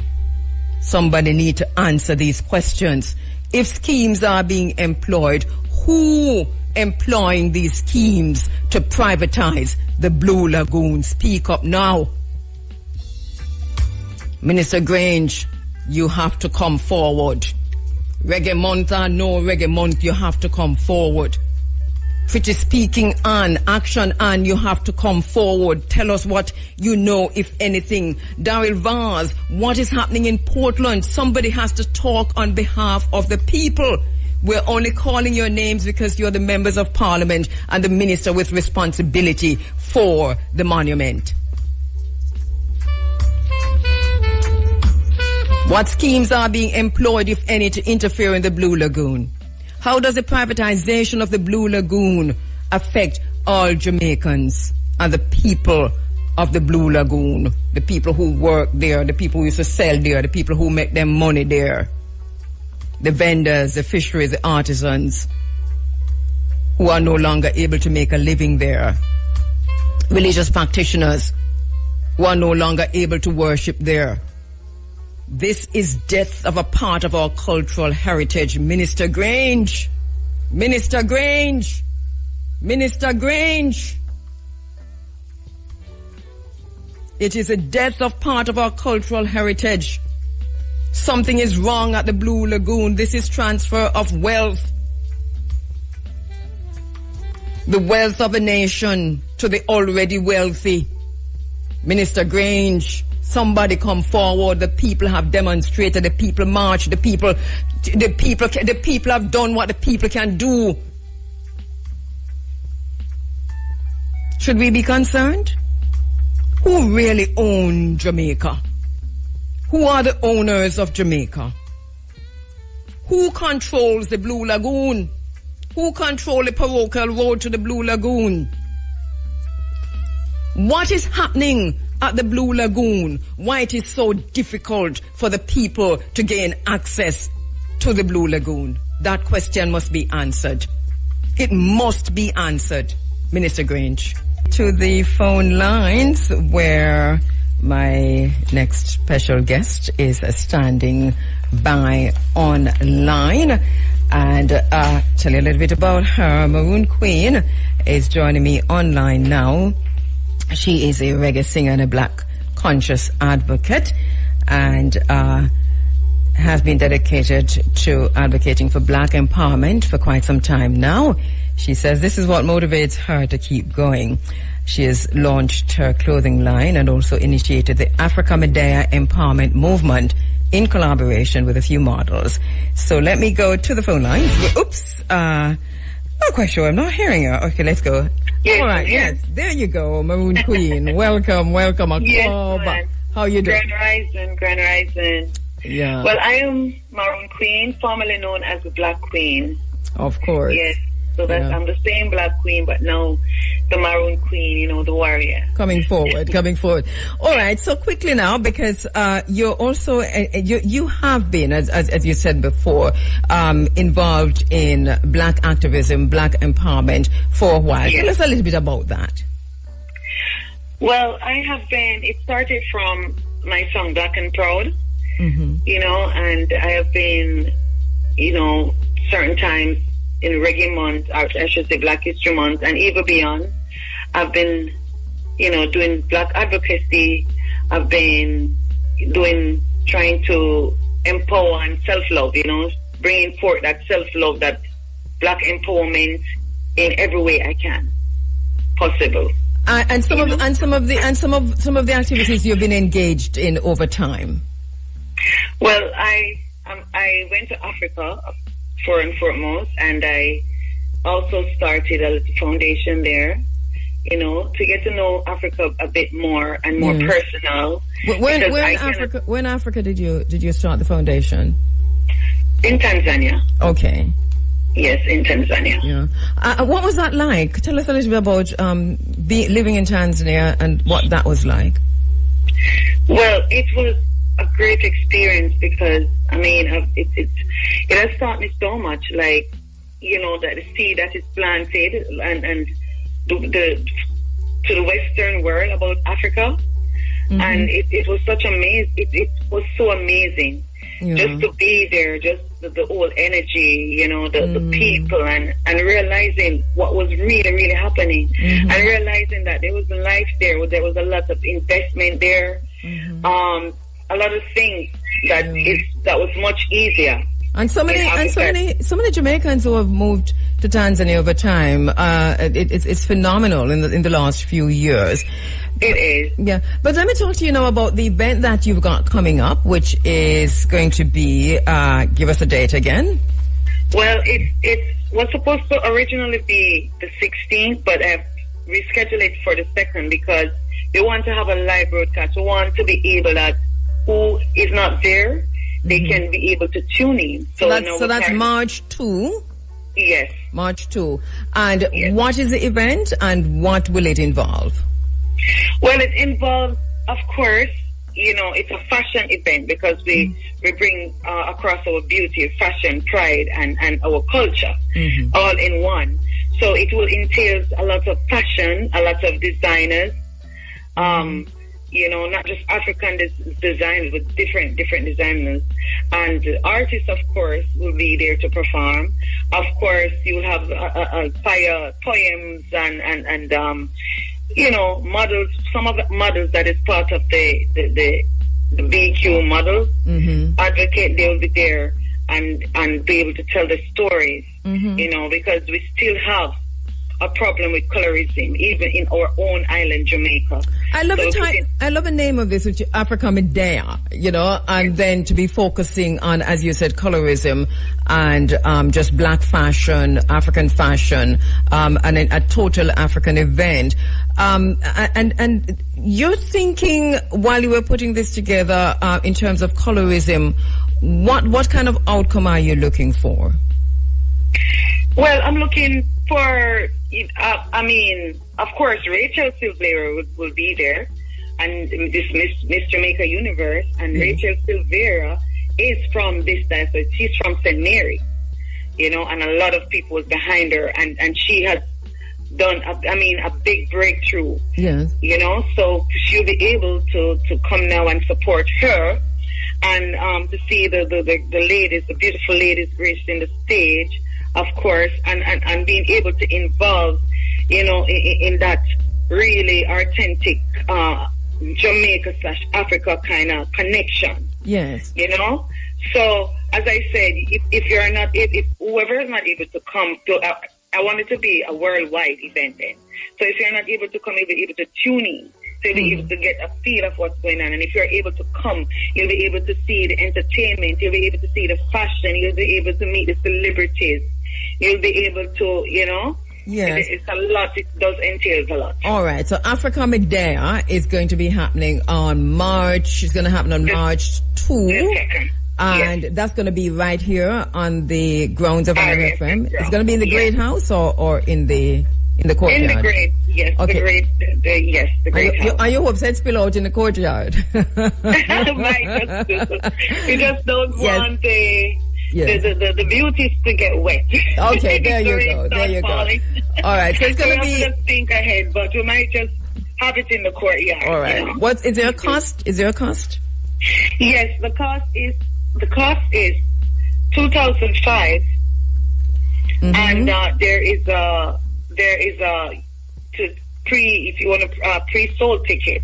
Okay. There's a number attached to that. All right, what's the number? You can call to get the pre-sold tickets. What's the number? Or you can, the number is, let me just get it real quick. All right. It's a number that we called you on just now? Because I have it. Yes. Some people want to know we know by now. Yes. All right. 530-5318. All right. So 876. 530-876-530-5318. Okay. And so once again, it is Africa Medea. And you say you're also doing this as a special tribute for Bolemu Marcus Messiah Garvey, the name of Marcus Garvey. Yes, because it's also a tribute. All right. For Marcus Garvey, as you know, he has been pardoned, by Joe Biden, even though we don't need anyone to pardon Marcus Garvey. Exactly. Exactly. So I'm going to left it right there, sir. So, because I don't have the time to take it on. We will tribute to our people, people, our ancestors, and the people that fight for us. Even this event is a tribute to all the ancestors that stood up for us, that fight for us, and to let them know that we don't forget where we're coming from. We don't forget from, when they come through, there was a little place to show me in Africa that they had to walk through and that they had to stay bent, that when they came out, the whole body was bent. They couldn't straighten back again. The door of no return. Yes, the door of no return. Yeah, so this is also a celebration, and to let them know that, listen, we don't forget you. We don't forget where you're coming from. And we will never. So this event is to implant this, and that is why it's so important that this is all over, no matter where you are. From you're black, you're African. All right. You're black and proud. As Peter George said, no matter where you come from. All right. So once again, it's going to happen. It's going to be happening on the 2nd. It's at the IRFM Great House here in Ocho Rios. And there's a special guest appearance, you said, by Miss Jamaica Universe. Rachel Silvera and Sarah D. She's also a model that represents us in Poland. She's going to Poland. Mm-hmm. And there's a whole lot of different type of models, and it's just a huge, if you know about it, maybe it seems like there's so much happening in the fashion world. Mm-hmm. And even in Jamaica that a lot of persons don't know. I realize. All right. So this is a chance to come and see. To come and see that. The MM models, the B2 models, there are a whole host of models. What time? What time? We're starting at 6 p.m. Okay. All right, my sister, thank you so much. We look forward to this. Much. One love. This is going to be on March 2, and you too. All right. Yes. So once again, the Africa Medea show at the IRFM Great House right here in Ocho Rios. I was queuing this up, so I should open the mic and let him go and talk. But let me see if I can get this on, even though I'm a little bit off air. No. Okay, let me do this. Hang on there. We have a special song to play for him because him just come back from somewhere. So let me do this.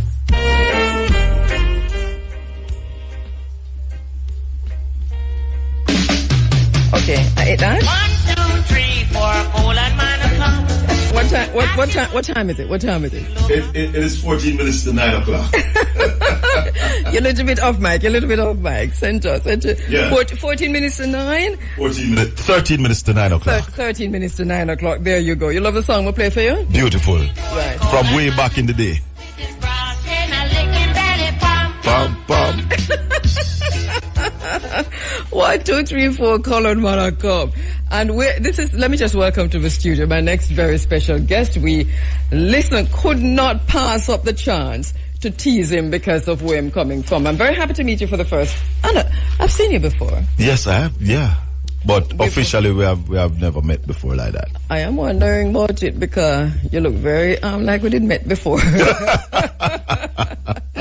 All right, so Mr. Colin Bell is in the studio, and I'm just looking for the thing to say who you are, because you're a shadow minister now? Deputy Shadow Minister of Culture and the Creative Industry. Right, and tell us a little bit of yourself, because you see I've lost my whole thing in playing the music for you. I lost everything.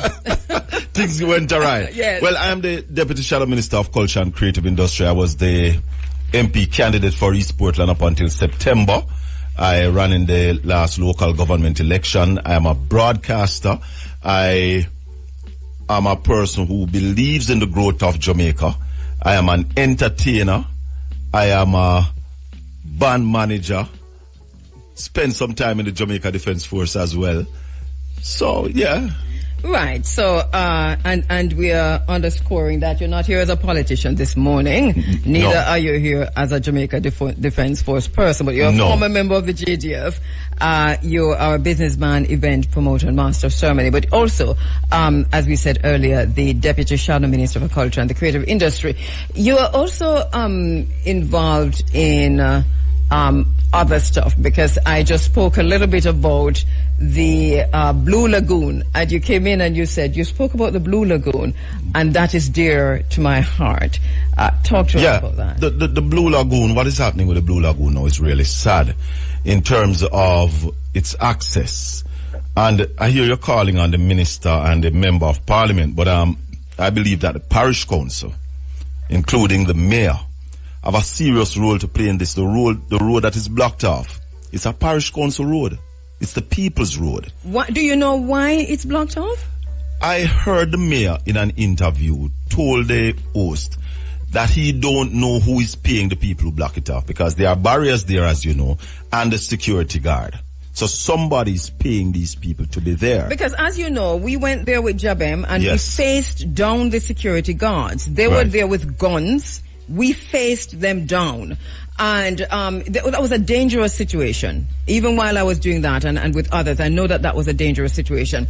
But we're talking about almost 2 years now. Right. And nobody moves.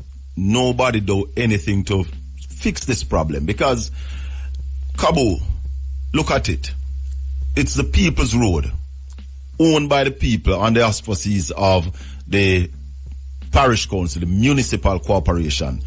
All that needs to happen is for the mayor to say to the superintendent of police in Portland, remove those barriers from the road. That's all that needs to happen. Are you sure about that? The mayor have that authority. All right. So let's challenge the mayor to do that. Who is the mayor? The mayor is Paul Thompson. Mr. Paul Thompson, do you have that authority?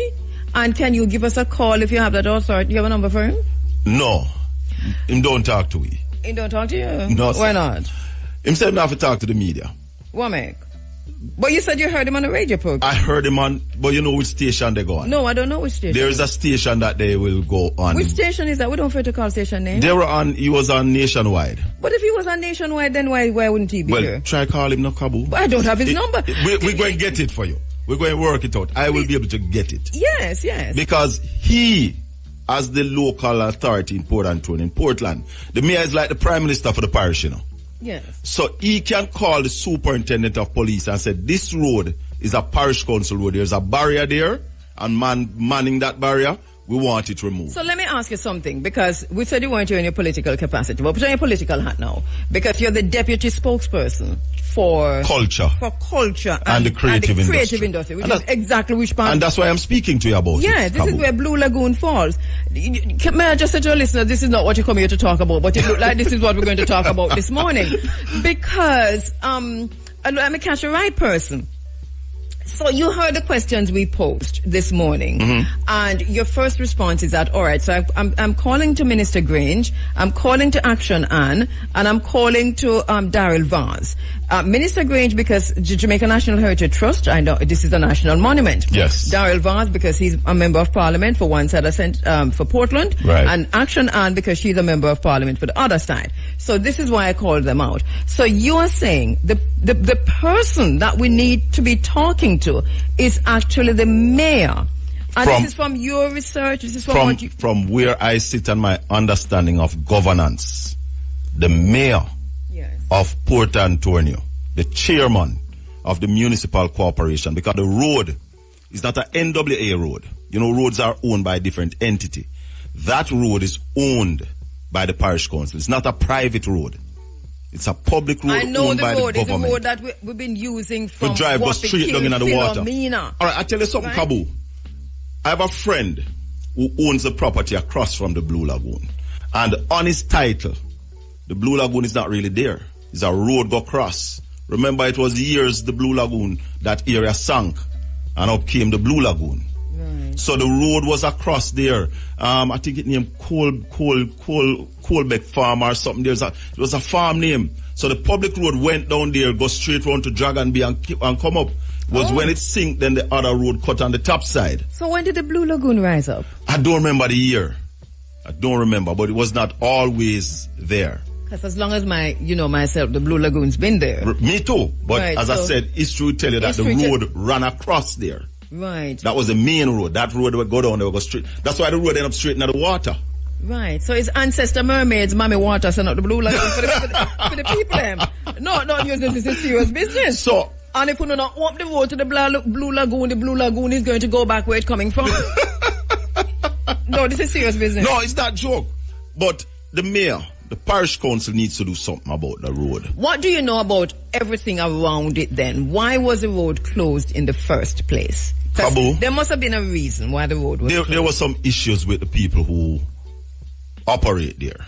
You mean the Africans? Natives operate there. Jamaican people? Yeah, man. Our people operate there, doing business, selling craft, doing boat ride, doing raft but ride. We used to go there all the while. What kind of issues? You know that people live down there as well, right alongside the road. So you step off the road and you step into, you open your door. That's how close the buildings are. Yeah, there are villas and high-end homes. Right. Down there. Maybe like rich people. Yes. Rich people houses. Yeah. Down there. All right. So why you mention that? The whole argument of how the operation used to be, and people never used to conduct themselves properly. But I believe that's an issue that could have been dealt with. Yeah, it's nothing beyond dealing with, because there's an organization down there. The Blue Lagoon Alliance. They are down there and they're organized, them wear uniform.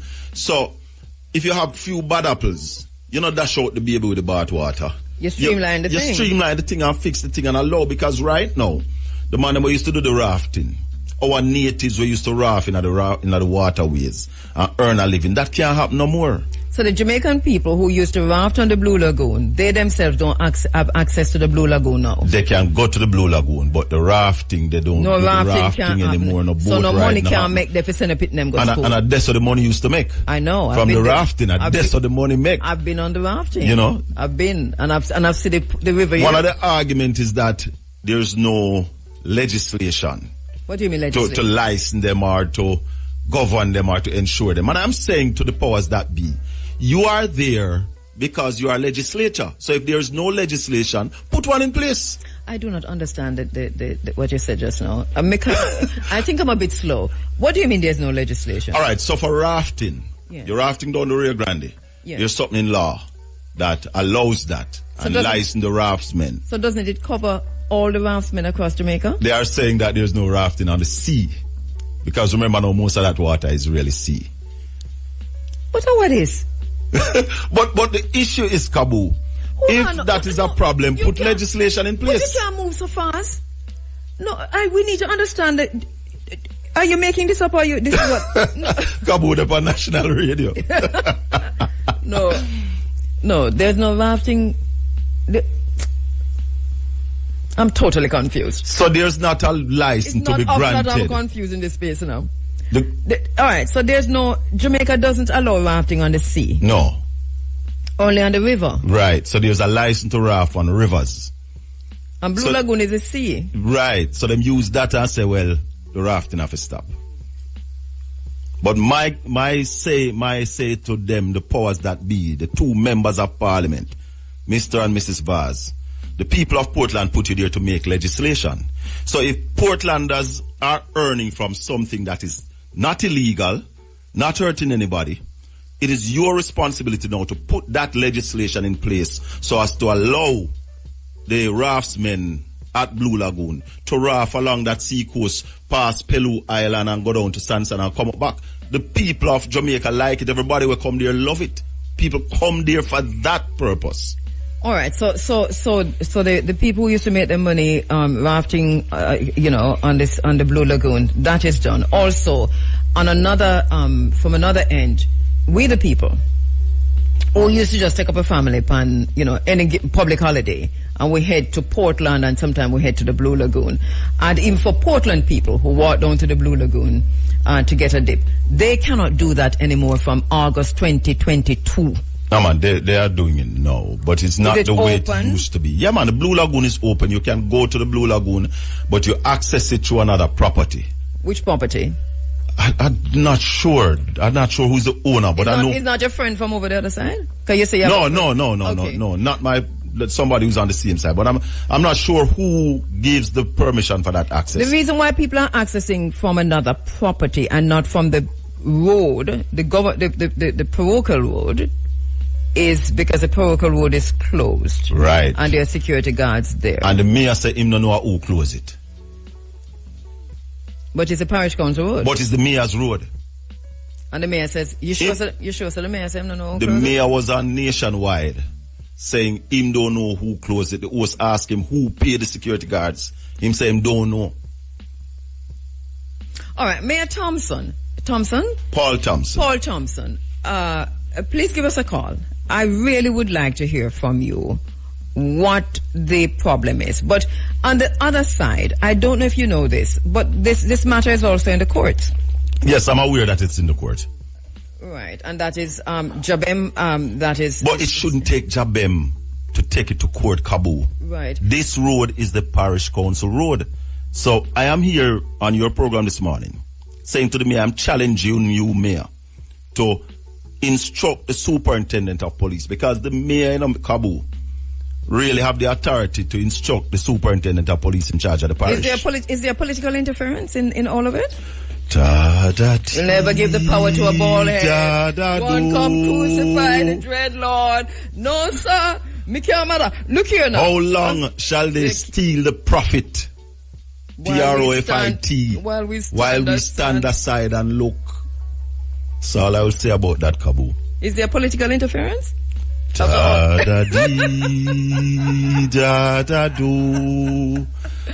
But I can't say. No.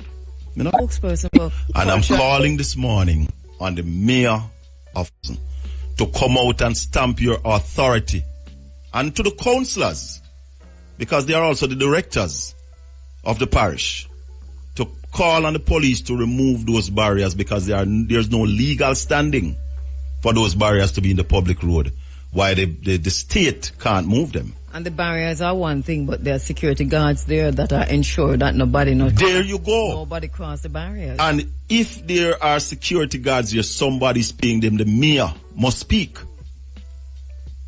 So the security guards are from a private company? Of course. So do we know which company? No, I don't know which company it is. But we can look on their uniform and tell. Are they plain clothes? We can most of the time, because I go there and walk past them in a Kabu. And you go down to the Blue Lagoon? I go there and walk past them and tell a man, don't touch me. Is it because your name Colin Bell? No, because I just feel I'm on the public road and I have a right to walk on that road. But not all of us can test it that way. We did that too, but we did it in a group. But at the same time, we were steering down the barrels of guns. Because really and truly them can't do nothing and them know it. It's a public road. But I felt threatened. But must. When I go there too, I pass them, but I dip on my P's and my Q's. You know what I do not want? Let me take a break. You see, because people are going to want to challenge this. And we saw a situation the other day where a brother went to a property and was walking along the beach with his partner, with his wife, and we saw how the security guard, and we're not blaming the security guard, no, because I don't blame the security guards, I'm telling you the truth. They are paid. They have given a responsibility. They have been given a responsibility, and they're using the people who look like us. They're giving the people who look like us these responsibilities to point guns at us and to threaten us if we cross these barriers or these imaginary lines in the water. Because this is basically what it reached now. I do not know if the powers that be, NEPA, the Ministry of Economic Growth and Job Creation, and all who are responsible for NEPA and UDC and all those agencies within that ministry, I do not know if they understand that they're sitting on a powder keg. This is likely to get out of hand. Our backs are against the wall, and you talk about that whole area of the Blue Lagoon. I have been on boats just going across the water, looking across at the houses. Poor people cannot afford them houses there. So once again, we get to the point of we are able to witness. We are bearing witness to prosperity, but we are not able to participate in prosperity. We are on the outside looking in. Now, this is a dangerous combination. Kabu, yeah. I am saying to the people because there's both two sides to every story. And I'm saying to them that if you can afford to pay security guard down there 24/7, why you can't just have police down there during the days regular? Because during the night nothing happen down there.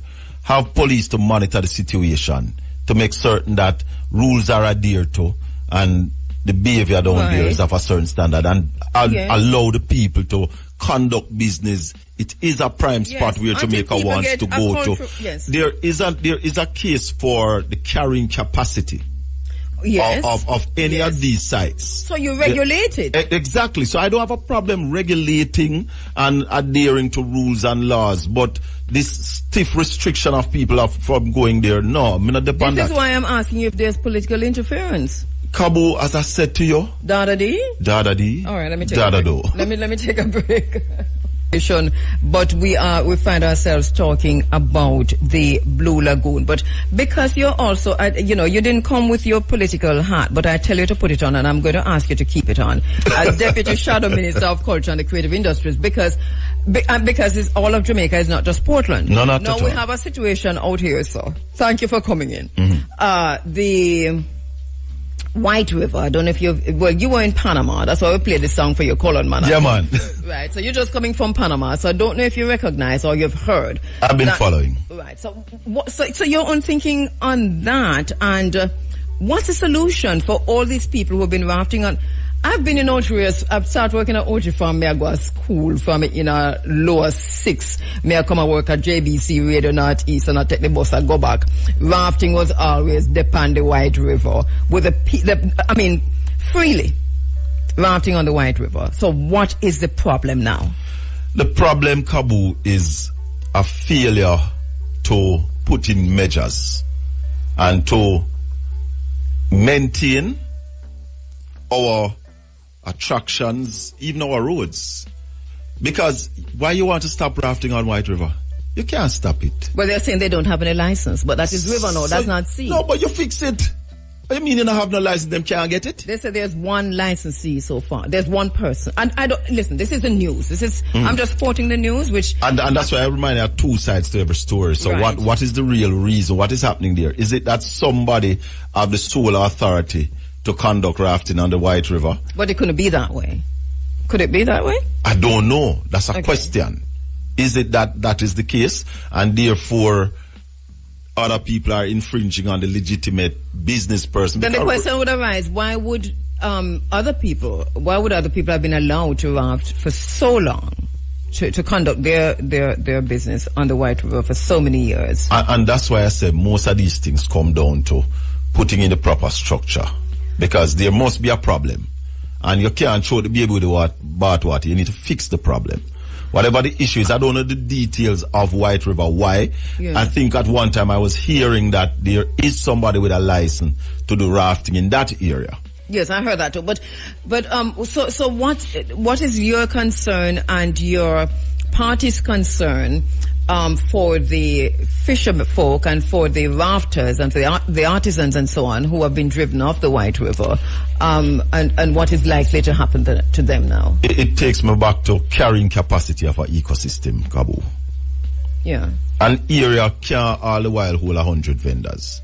Right. It's just not practical.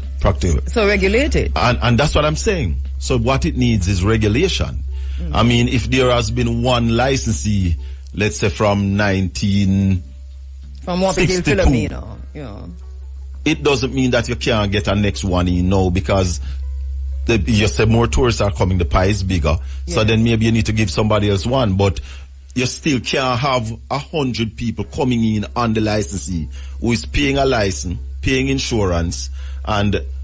That I do take, because I notice another situation at the Rio Nuevo village where I know that there's a licensee who developed that entire area for rafting on the Rio Nuevo inside of his private property, but that there's another entity that has set up business at the top of that of his business, and I'm wondering, how do you issue your license? What can you tell us, if anything? And maybe that's why the government have to step in, Kabu. Because if I have a license to operate here, and I set up the place and operating, and you come topside me, you don't have no license, you set it up, we are now competing at a disadvantage. And the thing is, I don't know if this other entity has a license. No, I'm just saying if this is the case where people are operating without license on people who have a license, paying insurance, paying all of these high costs, you not paying any costs, but you're competing with me for the same dollar in the same space that I am paying for, and you're not licensed. And you are not licensed. So it takes the government have to now step in and correct the situation. Just like we're calling on the parish council to step in and correct the situation at Blue Lagoon. Yes. Government have to do what government needs to do, just like we are saying that the government needs to step in and ensure that Usain Bolt get back in money. No, that's also another thing, and I want to go to that too. So hold on by you saying then, and let me just say, because in Rio Nuevo, I find this particularly interesting because I go to the Rio Nuevo beach a lot. I mean, that is where I write my book them, you know. Yes. It's where I meditate. You get the meds there. And that's where I go get the meds there. And but I know I've been watching the growth of that here, and I've noticed over time that the proprietor at the Rio Nuevo village has developed a nice little ecotourism situation, heritage ecotourism situation, you know. But above him, right above him on the same water in the public area, there is a very similar business going up, and apparently it's being allowed to operate. I don't know well, how that is. If that person gets a license from the government, then the person would have to operate. Would the government, is the government likely to issue two licenses, competing license? It depends on the carrying capacity of the area.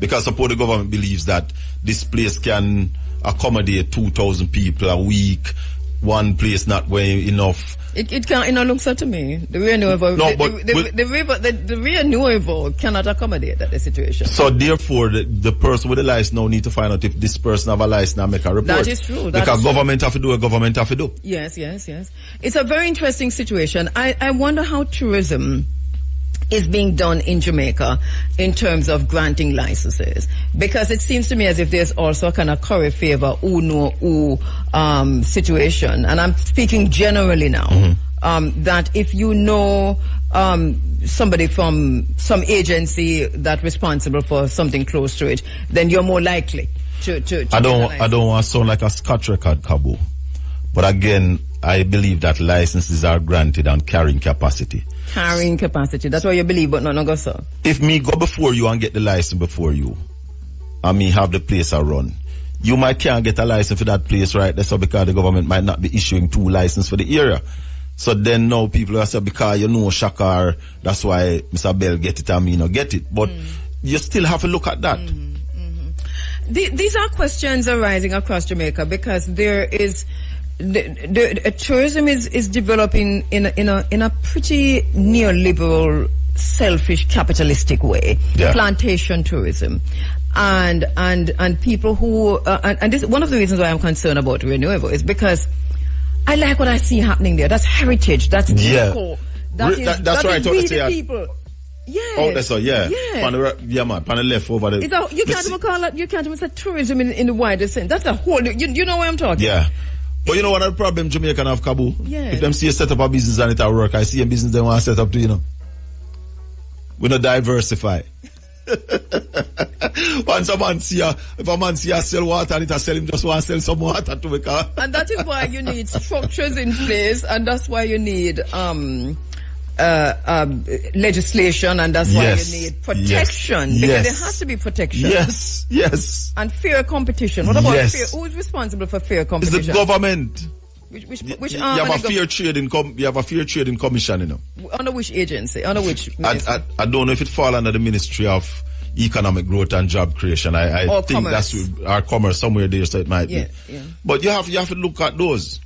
We just need to start use with creative juice more. Yes. We are a creative people. But I'm very concerned about TPDCO and NEPA and the UDC and the lack of transparency and the way these agencies have been acting in terms of whether it's mining, whether it's swamplands, whether it is mangrove lands, whether it is granting building permits. They seem to be operating in contrary to what you would think their mandate is. So maybe we need to look closer at what mandate is. Maybe the media, the fourth estate, need to get more inquisitive and ask more questions. That's true. Because that's what the fourth estate is there for, to inform the public, get the information on the public behalf. Because every Jack and Jin and Tom and Colin can call and... Yeah. No, but you're media too, you forget to say you're media. Yeah, and that's why we do these things, Kabu. So I hope that, well, let's work on this and see what comes out of it. I'll invite you after you've done your research. All right. To come back. But reggae week, reggae month, Kabu.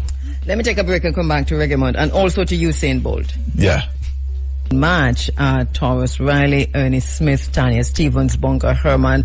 These are the honorees this year. This is happening on Ash Wednesday, March 5. And busy as usual in charge of this and doing a brilliant job. The honorees, Taurus, Riley, Ernest Smith, Tanya Stevens, Bonga, Herman. Ash Wednesday, March 5. Looking good and sounding good. So that is, we're going to go back now to my very special guest in studio, Colin Bell. He is a Deputy Shadow Minister for Culture and the Creative Industry. He's a businessman, he's an event promoter, he's a broadcaster, master of ceremonies, former People's National Party candidate for Eastern Portland, former member of the Jamaica Defence Force. Why you're not candidate for Eastern Portland again?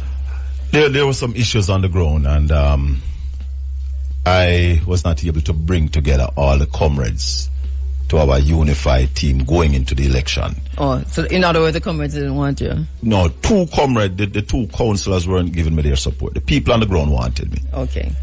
But all right. It's a team thing, so. So who is the candidate? Isaac Buchanan. Isaac Buchanan, okay. Yeah. Okay. All right. So you mentioned Usain Bolt earlier, and being the spokesperson for culture and the creative industries. I want you to situate this for me within a global perspective, because it seems to me as if here on the island it is being dealt with like everybody kitchen it there. But this is a global issue because it is Usain Bolt. This is not pian something, you know. From the first day I heard of the fraud, I said to my friends, I said it on here, I said it to a lot of people, that Usain Bolt must get back in money or Jamaica is going to pay dearly for it. I have been watching it. The former Minister of Finance said that he would leave no stone unturned. And I thought he saw the importance and the seriousness of it. He would bring in the FBI. We have not seen that. We have not seen the pace to which you would want to see this done and Usain Bolt get back in money. And you correctly said it, because it is Usain Bolt. Kabu, all men are not equal. Anytime you start believe that, you believe in a fallacy. Usain Bolt is one of the top people in the world. You take away money. Somebody who works for this country, who gave his all. I like patriots. When I signed up for the army, I did it voluntarily. As I tell people, I'll still take up arms for this country if needs be. That's how I love that country. Now, when you see a youth sweat, blood and tears on the world stage and earning money, come back and invest it in Jamaica. Because the kind of investment that you do in a SSL is you give your money and say you can use this money and invest it in a Jamaica. Do things in a Jamaica and create more employment. Invest it. If you lose by investment, fine, you're not going to lose everything one time. But if you lose some by investment, you're willing to take that risk. But you're never going to expect nobody to take it away. And then when the youth come out now after 2 years and talk about his money and tell the people him say, me not get back a dime, I mean not get no argument. People want to politicize that. How you do that? I notice that there's some efforts to politicize it, and it is a shame. Jesus. This should be taken as a Usain Bolt, as you would take a Bob Marley. Yes. So he's not here. Because of the person Usain Bolt, what he has accomplished, the fact that he's now a global icon. He's a global personality. And so that, and even because he's a human being, there are many reasons to do this. Any one of us who you tea from, we expect that there should be some checks and balances in place. And I have a very similar situation, I can just tell you. And I'm just, watching Usain, and my money is nowhere near Usain money. And so But you don't have the amount of money that Usain have either. Well, that is true. And nowhere near it either. But I understand his restraint, and I understand the kind of helplessness and the hopelessness when they're telling you that there is just no way to recover 1 cent. But here it is now. This is now going on a global stage. This is on a global stage. And so the backlash in many ways is going to be on us, we the people. We going to feel it. Yeah. Because watch this. In the throne speech on Thursday, the government is expecting $2.5 billion worth of foreign direct investment. That has never happened on this island before. But if you are expecting people to come here and invest, and you are treating your own investor the way you're treating Usain Bolt, because this is what makes the problem. Usain Bolt is global, so anything happen to him is on the world stage. Yeah, that expectation within the context of a Usain Bolt is childish, because all he has to do is an international interview. And people are calling him for it. Yeah, he hasn't done that. They are asking for it. Yeah. And you don't want him to go out there and do that. But the problem with it is that we are not seeing the efforts. If the efforts were out there and we know, say, people are get arrested, the information are come, because the minister had also promised that he would give us regular information on the investigation on Usain Bolt money. I'm shocked. What about the forensic audit that was supposed to be done? What about that was done, and the report is that they have delivered their findings. And do we know for sure? Because there's so much out there now. Bolt is saying, and I suppose we listen to you saying. Yeah. I mean, he knows what has happened, but there's another school of thought out there about at what point his money was stolen. Does it even matter? Does it even really matter? But why that coming now? Why that now too? I do not know. And then it is coming as a leak from the forensic audit that was done from the overseas people. That's what them claim, say it leaked from that. Are you serious? It's joke, Kabu, these people. But I don't know what we're thinking. I empathize with you saying, and I cannot imagine $12 million US. And why is it that they're thinking that it doesn't matter, that Usain can cushion, that he can stand the blow of losing 12 million years? It is a damn shame. If it happened to Usain, Kabu, it will happen to your child, and it will happen to my child. Because I feel it for him as a father. Because, as fathers, nobody no wants to see your boy better than you, than you. We want to see the best for our sons. And when your son go out there and make it, and then just the people just take it away from him, it's a shame. It burn your heart, man. Yeah, man, it's a shame. It burn your heart. It's a shame, and we are getting conscienceless now in Jamaica. And it's a hard blow. Have we heard anything from the Prime Minister regarding this? Because this is Usain Bolt. I can't remember. I'm not saying that he has not said anything. Yeah. I can't remember. But he said, this is what I want to show people, Kabu. Usain is a creative, because sports is a part of the creative industry. Yeah. Usain Bolt came from nothing to be now one of the wealthiest Jamaican through the culture and the creative industry. And that's why we are saying to people that this is where Jamaica now needs to start looking for economic growth. This is how we are going to enrich our people. And I sometimes wonder if our leaders are afraid of this industry, because it is boys like Usain Bolt, girls like Shelly Ann, boys like Chris Gale, girls like Bonnie Shaw, who through the culture and the creative industry, Vibes Cartel, Beanie Man, Shaggy, they become wealthy. And we are saying that we have not even scratched the surface of the possibilities of that in Jamaica by creating 2,000 more millionaires through the culture and the creative industry. Yeah, this is a level of heartlessness, and I hear how you're situating this, and it makes, even putting it in that context, I think is brilliant, because what it does is to show how people are impacted by other agencies that are set up around these creative industries that are supposed to be protecting the creative, but at the end of the day, you rip off the star. Yeah. Just going back to the Blue Lagoon, a text from a listener. All the houses that are built in the Blue Lagoon are built on foreshore and in the sea. This is illegal, as the foreshore and the sea is owned by the Crown or government of Jamaica. So why is the government doing this? Who is transferring the wealth of Jamaica to the rich? Regulations in order, yes, but no carrying capacity unless this will be done for all hotels. For that.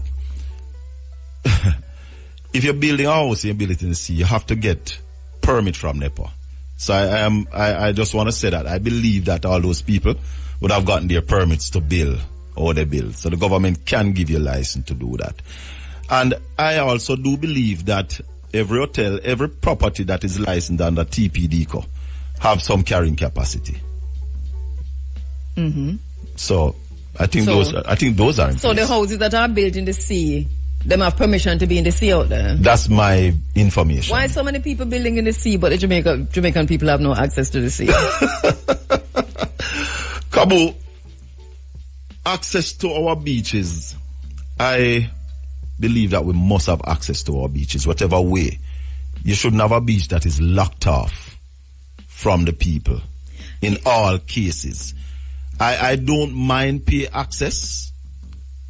I don't mind you tell me that it is full. I must say it's full.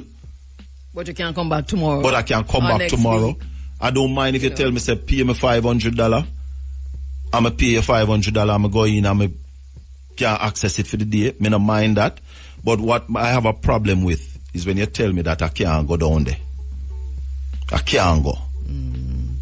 I must be able to go. We are in the same boat on that one. Morning, Sister P. Sister P said, morning, the people of Jamaica need to take to the street to defend Hussein. I feel the same way. I tell you something, Kabu. I'm a father.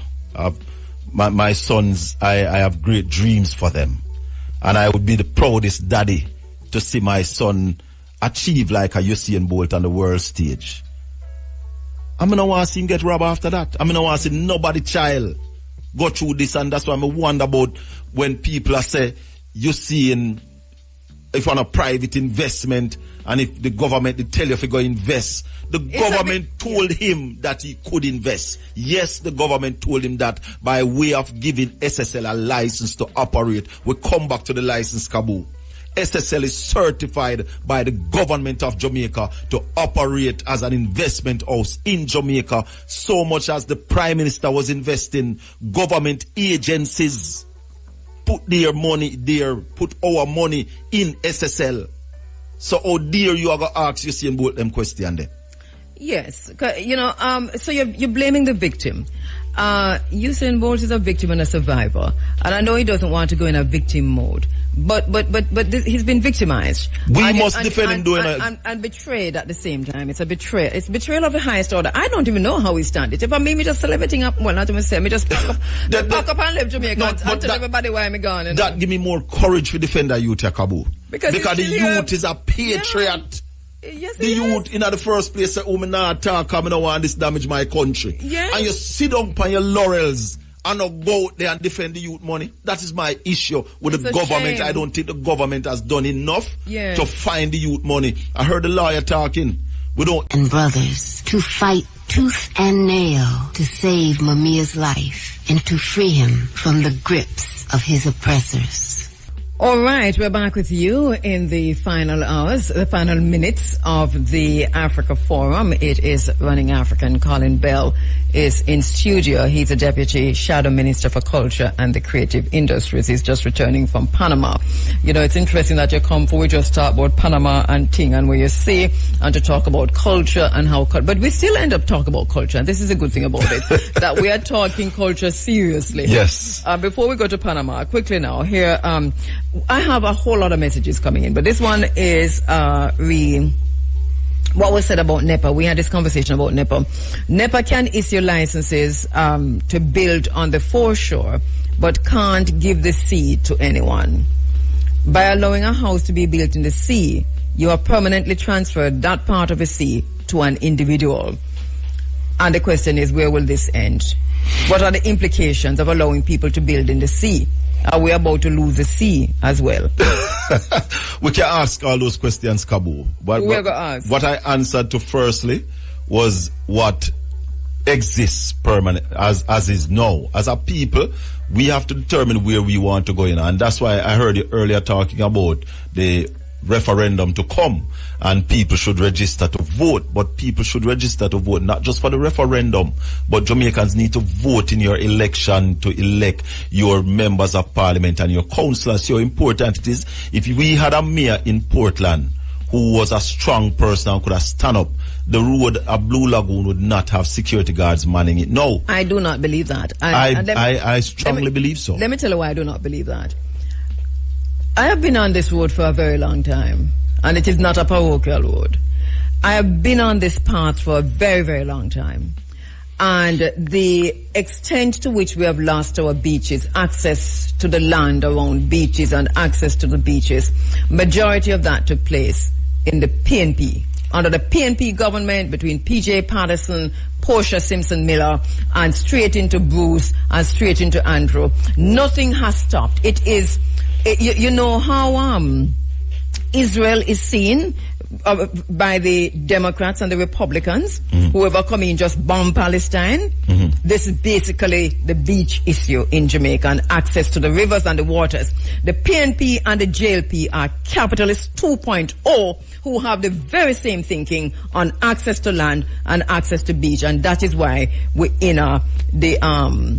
But I don't want to use the word that come into my mind, but that's why we're in the thing where we're in now. But it come down to who we choose to lead. It not come down to nothing like that. So you're saying we're choose ourselves.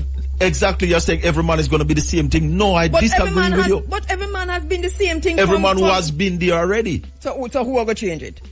Mark Golding has never been there. What is Mark Golding saying about it now?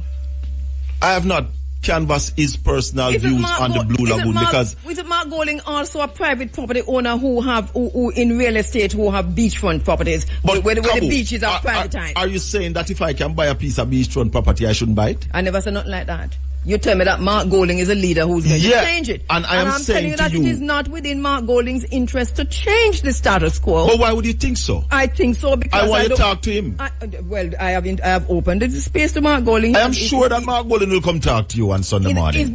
He hasn't shied away from being on the phone. But I've opened the space to him, and if he wants it, he can get it. No, but I'm sure me ever talk to him. I'm sure. Anytime. I am sure the party leader will come and sit down with you on Sunday morning like this and have those discussions with you. Well, you never come here as JLP, so stop it. No, me never come here. Me never been a JLP. As PNP, you mean? You never come here. No, you never come here as PNP. And that's why I still want to talk about Reggae Month Kabu, because it's something that is burning me really bad. Take the time. Take the time, because Kabu, yes, we have been having Reggae Month for quite some time now, and I am disappointed with what it is that we have as a Reggae Month. Right. Let me just draw a line under what you're saying, and just to preface what you're saying with something very important. In 2007, myself, under the guidance of Carl Young, Big A, led a delegation to Nana Rita Marley, because we were about to embark on a series celebrating reggae artists, Dennis Brown, Bob Marley, Peter Tosh. We were about to embark on some wicked concerts. And we wanted the buy-in of the relevant persons. We went first to Nana Rita Marley because we know her and know the kind of person that she was. And we gave her this idea. And we said to her, one of the things we want to do is to declare the month, Reggae Month.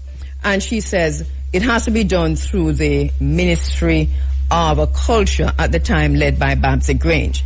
And she got up out of... Is that Mr. Big A beside me? That is the bigger A. Mr. Big A, grab the microphone. We're glad you're coming in, because... That is the bigger A, what you know in a long time. What's that? What you doing, man?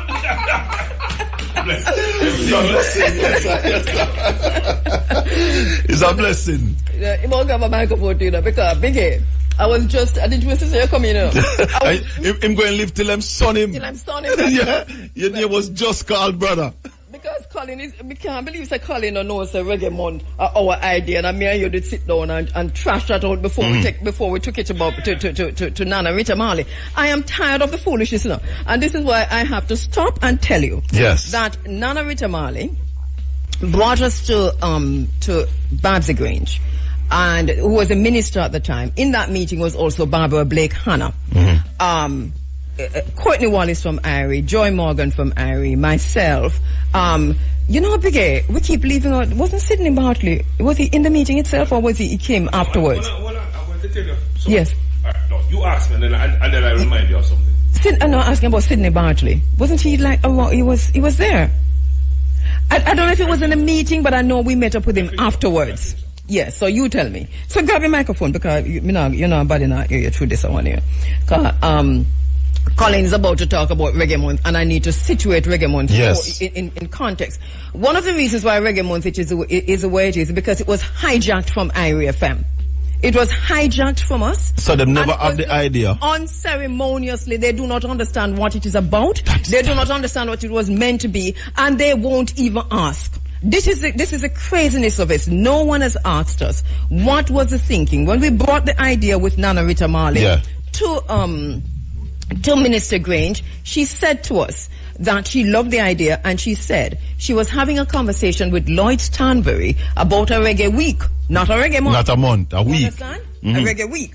But it hadn't gone anywhere, and she said, well, here we are. Literally synchronicity, good idea coming from different places. But because Nana Rita Marley was so involved in this went just like knife through butter. It was done in no time, and by 2008, it was launched. Big A was at the official launch. We carried it live.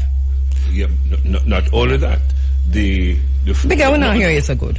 No, but even before that, the genesis of Reggae Month was the first Bob Marley celebration. That's right. At the White River Reggae Park, and that was what gave birth to the whole phenomenon. Because when you and I discussed, we said that the celebration shouldn't be about Bob Marley in February alone. No, it should have encompassed all the reggae greats. That was the genesis of the reggae. That was the genesis of it. That was the genesis of the. And remember, we met with the Peter Tosh Foundation, and we had the massive shows in Westmoreland. Remember, we also had the Dennis Brown shows. We had the Bonnie Whaler shows.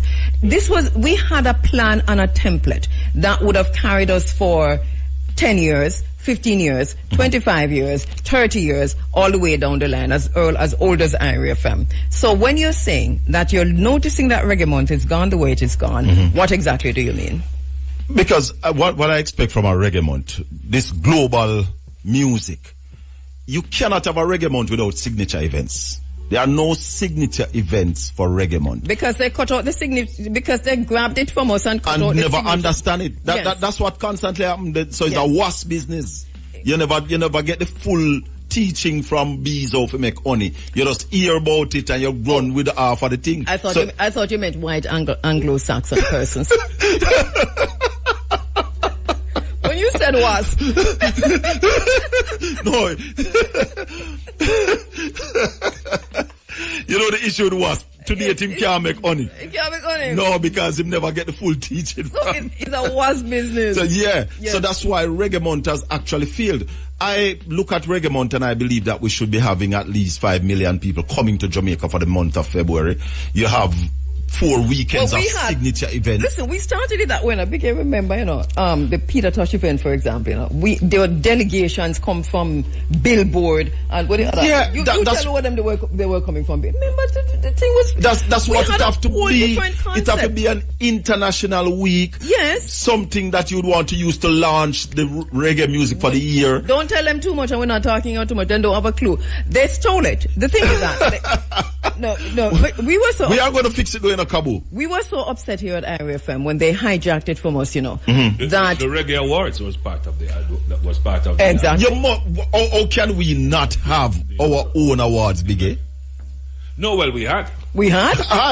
But where it ought to be, it's not there, and it should have been big by now. Yeah, but if you don't have people who love what they're doing, and my leader tells you that the best person to execute an idea is the person who come up with the idea. Who's your leader? Mark Golden. Oh, I thought you meant Jesus. So if Irie FM came up with the idea, Irie FM should have been allowed. Come on, leave me alone. Jesus is my God. But I'm just checking. Yeah. But we have to be serious about reggae. Reggae, the culture and the creative industry can turn Jamaica's economy around. I do agree with you, and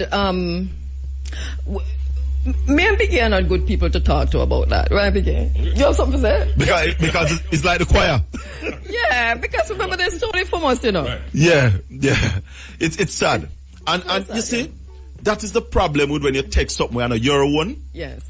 And you get an idea, but you don't get the fine print. Yes. So you don't know the detail, and them normally say the devil is in the detail. So if you don't know what the substance of it would be, how to sustain it, then when you take it and do it, it can't be sustained. And that's what is happening. So Reggae Month now. And as you heard Biggie said, you know, so the awards were in place. I mean, there was so much more that would have happened with this month. Yes. The only thing that I see coming out of the month that looks like where we would have gone with it, Biggie, is the music conference. I don't know. I think we would have gone. We probably would have gone there, but that was not on our table, to be honest. Yeah, but it was always on mine. but the conference. It was the kind of thing remember Lloyd Stenberry, the because DJ we mentioned, had with some other folks had the conference before. That's true. Right. That's true. That is true. And as you know, we claim Lloyd, everything that Lloyd does is coming out of IRFM. It don't matter whether I come out of IRFM, yes or no, it's Eric. So good morning, Mr. Lloyd Stanbury. We own you, we claim you, yes. we own you. Yes. Yeah. But where would you want to see it go though? I mean, I know I'm joking. I think it was called the CMC, was it? Caribbean Music Conference. Yeah. Yes, CMC. Yeah. What we are looking at, Kabu, is that to make Reggae Month into an international staple and build it out with some signature events, build it out with a launch, because we are looking seriously at the orange economy, culture and the creative industry. So Reggae Month, what we are looking at is to be the launch of the reggae year. So every year you have this massive celebration in Jamaica from February. Launch it out into a world tour for our artists, because I believe that the shows that should be kept in Jamaica during February should have all the icons, all the upcoming spread across the month. And just like how Intimate, Vibes Cartel, Freedom Street, Rebel Salute, those sort of events, you must have them in our Reggae Month. I believe also that what we need in Jamaica is just like you have the Hollywood Walk of Fame, where you have the stars placed on the sidewalk of these artists. Isn't that in development now? No, what me I talk about is not that for Jamaica. What I'm talking about is the World Reggae Park on Navy Island. So we're dedicating an island to reggae. But Navy Island was part of the what you call it again, the FinSac. Navy Island was properly FinSacked, I think, you know. No, Navy Island is owned by the government. It's under the auspices of the Port Authority now. Do you remember when Navy Island was FinSacked? No, I never know that Navy Island was under FinSac. I know that they used to have some guest houses over there when we used to go to school. And I think the Mazookas, they had some business over there for a time. I totally forgot that we had a call from... we had a call just now, and I don't know if it was online still. My sister, if you're there, can you send her through if she's there? Because I think she heard us. What she wanted to comment on was the discussion on Usain Bolt and the way he's treated, because she's written a book called Too Black to Succeed. The FinSac experience. So, I don't know. We don't have time. It is 6 minutes to 10. Big A came in at the same time, and that is what threw us. So we don't have time. We'll talk about it another time. Mm-hmm. But Navy Island was part of that whole process, though. Remember we used to be over there. Where you have to get a passport to go over there. No, man. You know, remember them go days? Over there upon the ferry. Yeah, man. So who bought it then? What I know who now. Was in charge of it at the time when they gave us a passport and you take a boat and you go over? I never know what the passport. I know we used to pay for go over upon the boat. I think we used to pay $50 for go over upon the ferry. That's an informal thing. But formally, no man, that was formally. It was acquired by a bank, you know, one of these banks or insurance companies that ultimately got FinSacked. I'm just saying. I'm not sure, but what Anyway, I can tell you, who owns it now? Who owns it? We the It's people? owned by the government now, under the auspices of the Port Authority. So does that mean the Crown or we the people? Well, I consider the Crown as we the people. Oh, really? Since when? Yeah, man, it's our land, and that's why I believe in land reparation. But that's another argument, because if we're going to talk about reparation, the government of Jamaica must start giving us some of the lands. Right. So what's on paper is one thing. Right. But what happens in reality is another thing. So because we deal with the isness of things here, so when they say the Crown, they're not talking about us. They're talking about the government. They talk about them and them friend. Right. So so I don't know. So you must know, because you reach out to Portland, you probably can't go Navy Island. But people like me and Big A can't just go over Navy Island. Yeah, man. If you take a boat, no, man. Call you first. If you take a boat now, you can go over there. No, I bet you wait for calling and say, Colin, we're there Portland. Now we reach Navy Island. I'm gonna line up a boat, man, for carry That's over the there. thing. You're not supposed to line up nothing. We're supposed to just go. No, there's no system right now to go over there, because it is unutilized. It is just lying there idly. Nothing is happening there right now. So what would you want to... So we want to put a world reggae park on Navy Island, a 5-star reggae hotel, where you name the rooms after the reggae artists. You put a statue of all reggae icon around the island. You digitize those statues, so when you go over there, you can either watch the content of who the statue is made of. You can download digital memorabilia from the statue, make marijuana legal on the island.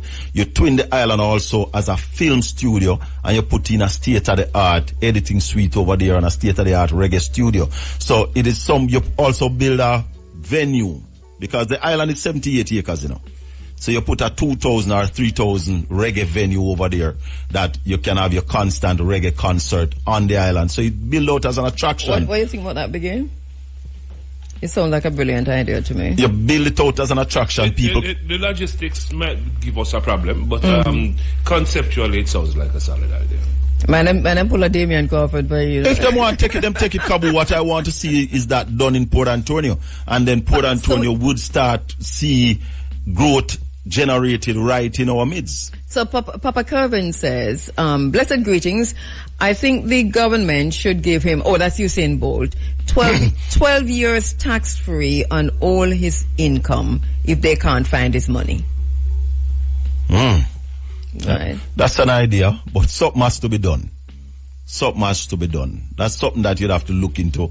Would that work out to anything substantial? Because maybe it wouldn't, you know? But all right, it's 2 minutes to 10 o'clock, so we're not going to even take a call. I'm so sorry. And okay, so Busy Campbell, hey Busy. All right, so lots of comments, and I'm not able to get through. Moti Morris, I see you there. K-Dot, my brother. Akeem says, I agree. It's totally except me believe Mark Golding will do better. Most PNP will not cop to saying that the PNP had he's saying that the PNP had, somewhat to do with the fact that we've lost so many beaches, and that needs to be acknowledged. And what happened, under the last PNP administration, no, the one before, PJ Patterson. Remember, that was the time when we had the Spanish invasion. So most of the Spanish hotels were built at that time, and they were built on the beaches. We can't get away from that. And Paul Ward says, hi, Kabu, the Beach Control Act allows pre-1956 encroachments to stand. We have been talking about the Beach Control Act ad nauseum in this space. This is basically what is being challenged now by Jabem. And unless we attack the Beach Control Act, which is being weaponized against the people of Jamaica, nothing will change. We can talk until the cows come home, but it is what it is. So it is and this is where Mark Golding comes in. Somebody needs to introduce a bill in the House to repeal the Beach Control Act. Is that so hard to do? As it relates to that level of legislation, Kabu, I have not gone into detailed research on that, to how hard that would be, but as I said earlier about the Blue Lagoon, legislation, it is our MPs that make the legislation. So whatever needs to be done can be done. And I got a call, a message while we were on. The raftsmen from Blue Lagoon, they are saying that they are now granted license, but they have no space on the Blue Lagoon to make back any rafts or anything like that. So what they are saying that they got license till the license expire, and they weren't able to use those licenses at Blue Lagoon. So something still need to fix. Because the Blue Lagoon, in terms of the access to the Blue Lagoon, right? And the people only have access to the sea. Not and remember, there's a beach. There's a beach just before you go down there, you know, where them used to have the boats and the rafts. Right on the other side. Normal, right? The road going down to the lagoon at the left. There's a little beach right there where some cars used to park and things. Right. Them, it does sound like them have access to this, so them can't make back no raft. So the license have been now expired and they have not raft. So what to do where do we go from here, Kirsten community? This is how we have to say goodbye. Mr. Bigay is here and we've already had our little chit chat. Thank you, Kabu. Anything else left, Mr. Bigay? No, not at this time. All right. Anybody know Kip Rich? Yeah, me know Kip Rich. What's the situation? You heard the song? You heard the song? I heard the song. Yes. I see why them call him still. No. I'm talking about the song he has done after the fact. I'm not talking about the one after that. When we had the studio, the Bigay. You can't play it on radio? Play it, make me hear now. Yeah, man. That one they can play, man. Maybe listen to it now, Bigay. Yeah, man. Kip Rich, you know, we have a lot to talk about as a nation. Spoke with Bert Samuels about it yesterday morning. What did he say? His idea is that, yes, there's freedom of speech, but just like you can't go into a nightclub full of people and ball out fire when there is no fire. Yes. You know, so we have to be careful. Which part would that be? Serato? Yeah, and I see the point that yeah, so he's saying that it is in the Constitution that you can't incite violence, and one of the new thing in the Constitution now is that you can't glorify a gang, because a gang is now seen as a criminal organization, and therefore you have to be careful of the lyrics. And what he's also saying is that who writes the song, who records the song, who sings the song, who plays the song, all of you would have issues with that part of the Constitution. Very interesting, and really and truly, as a nation, we have to have a conversation. We have to have a conversation. And, as Queen Africa called it again, truth of it. What the word? Queen and thing they use. They don't use conversation. They use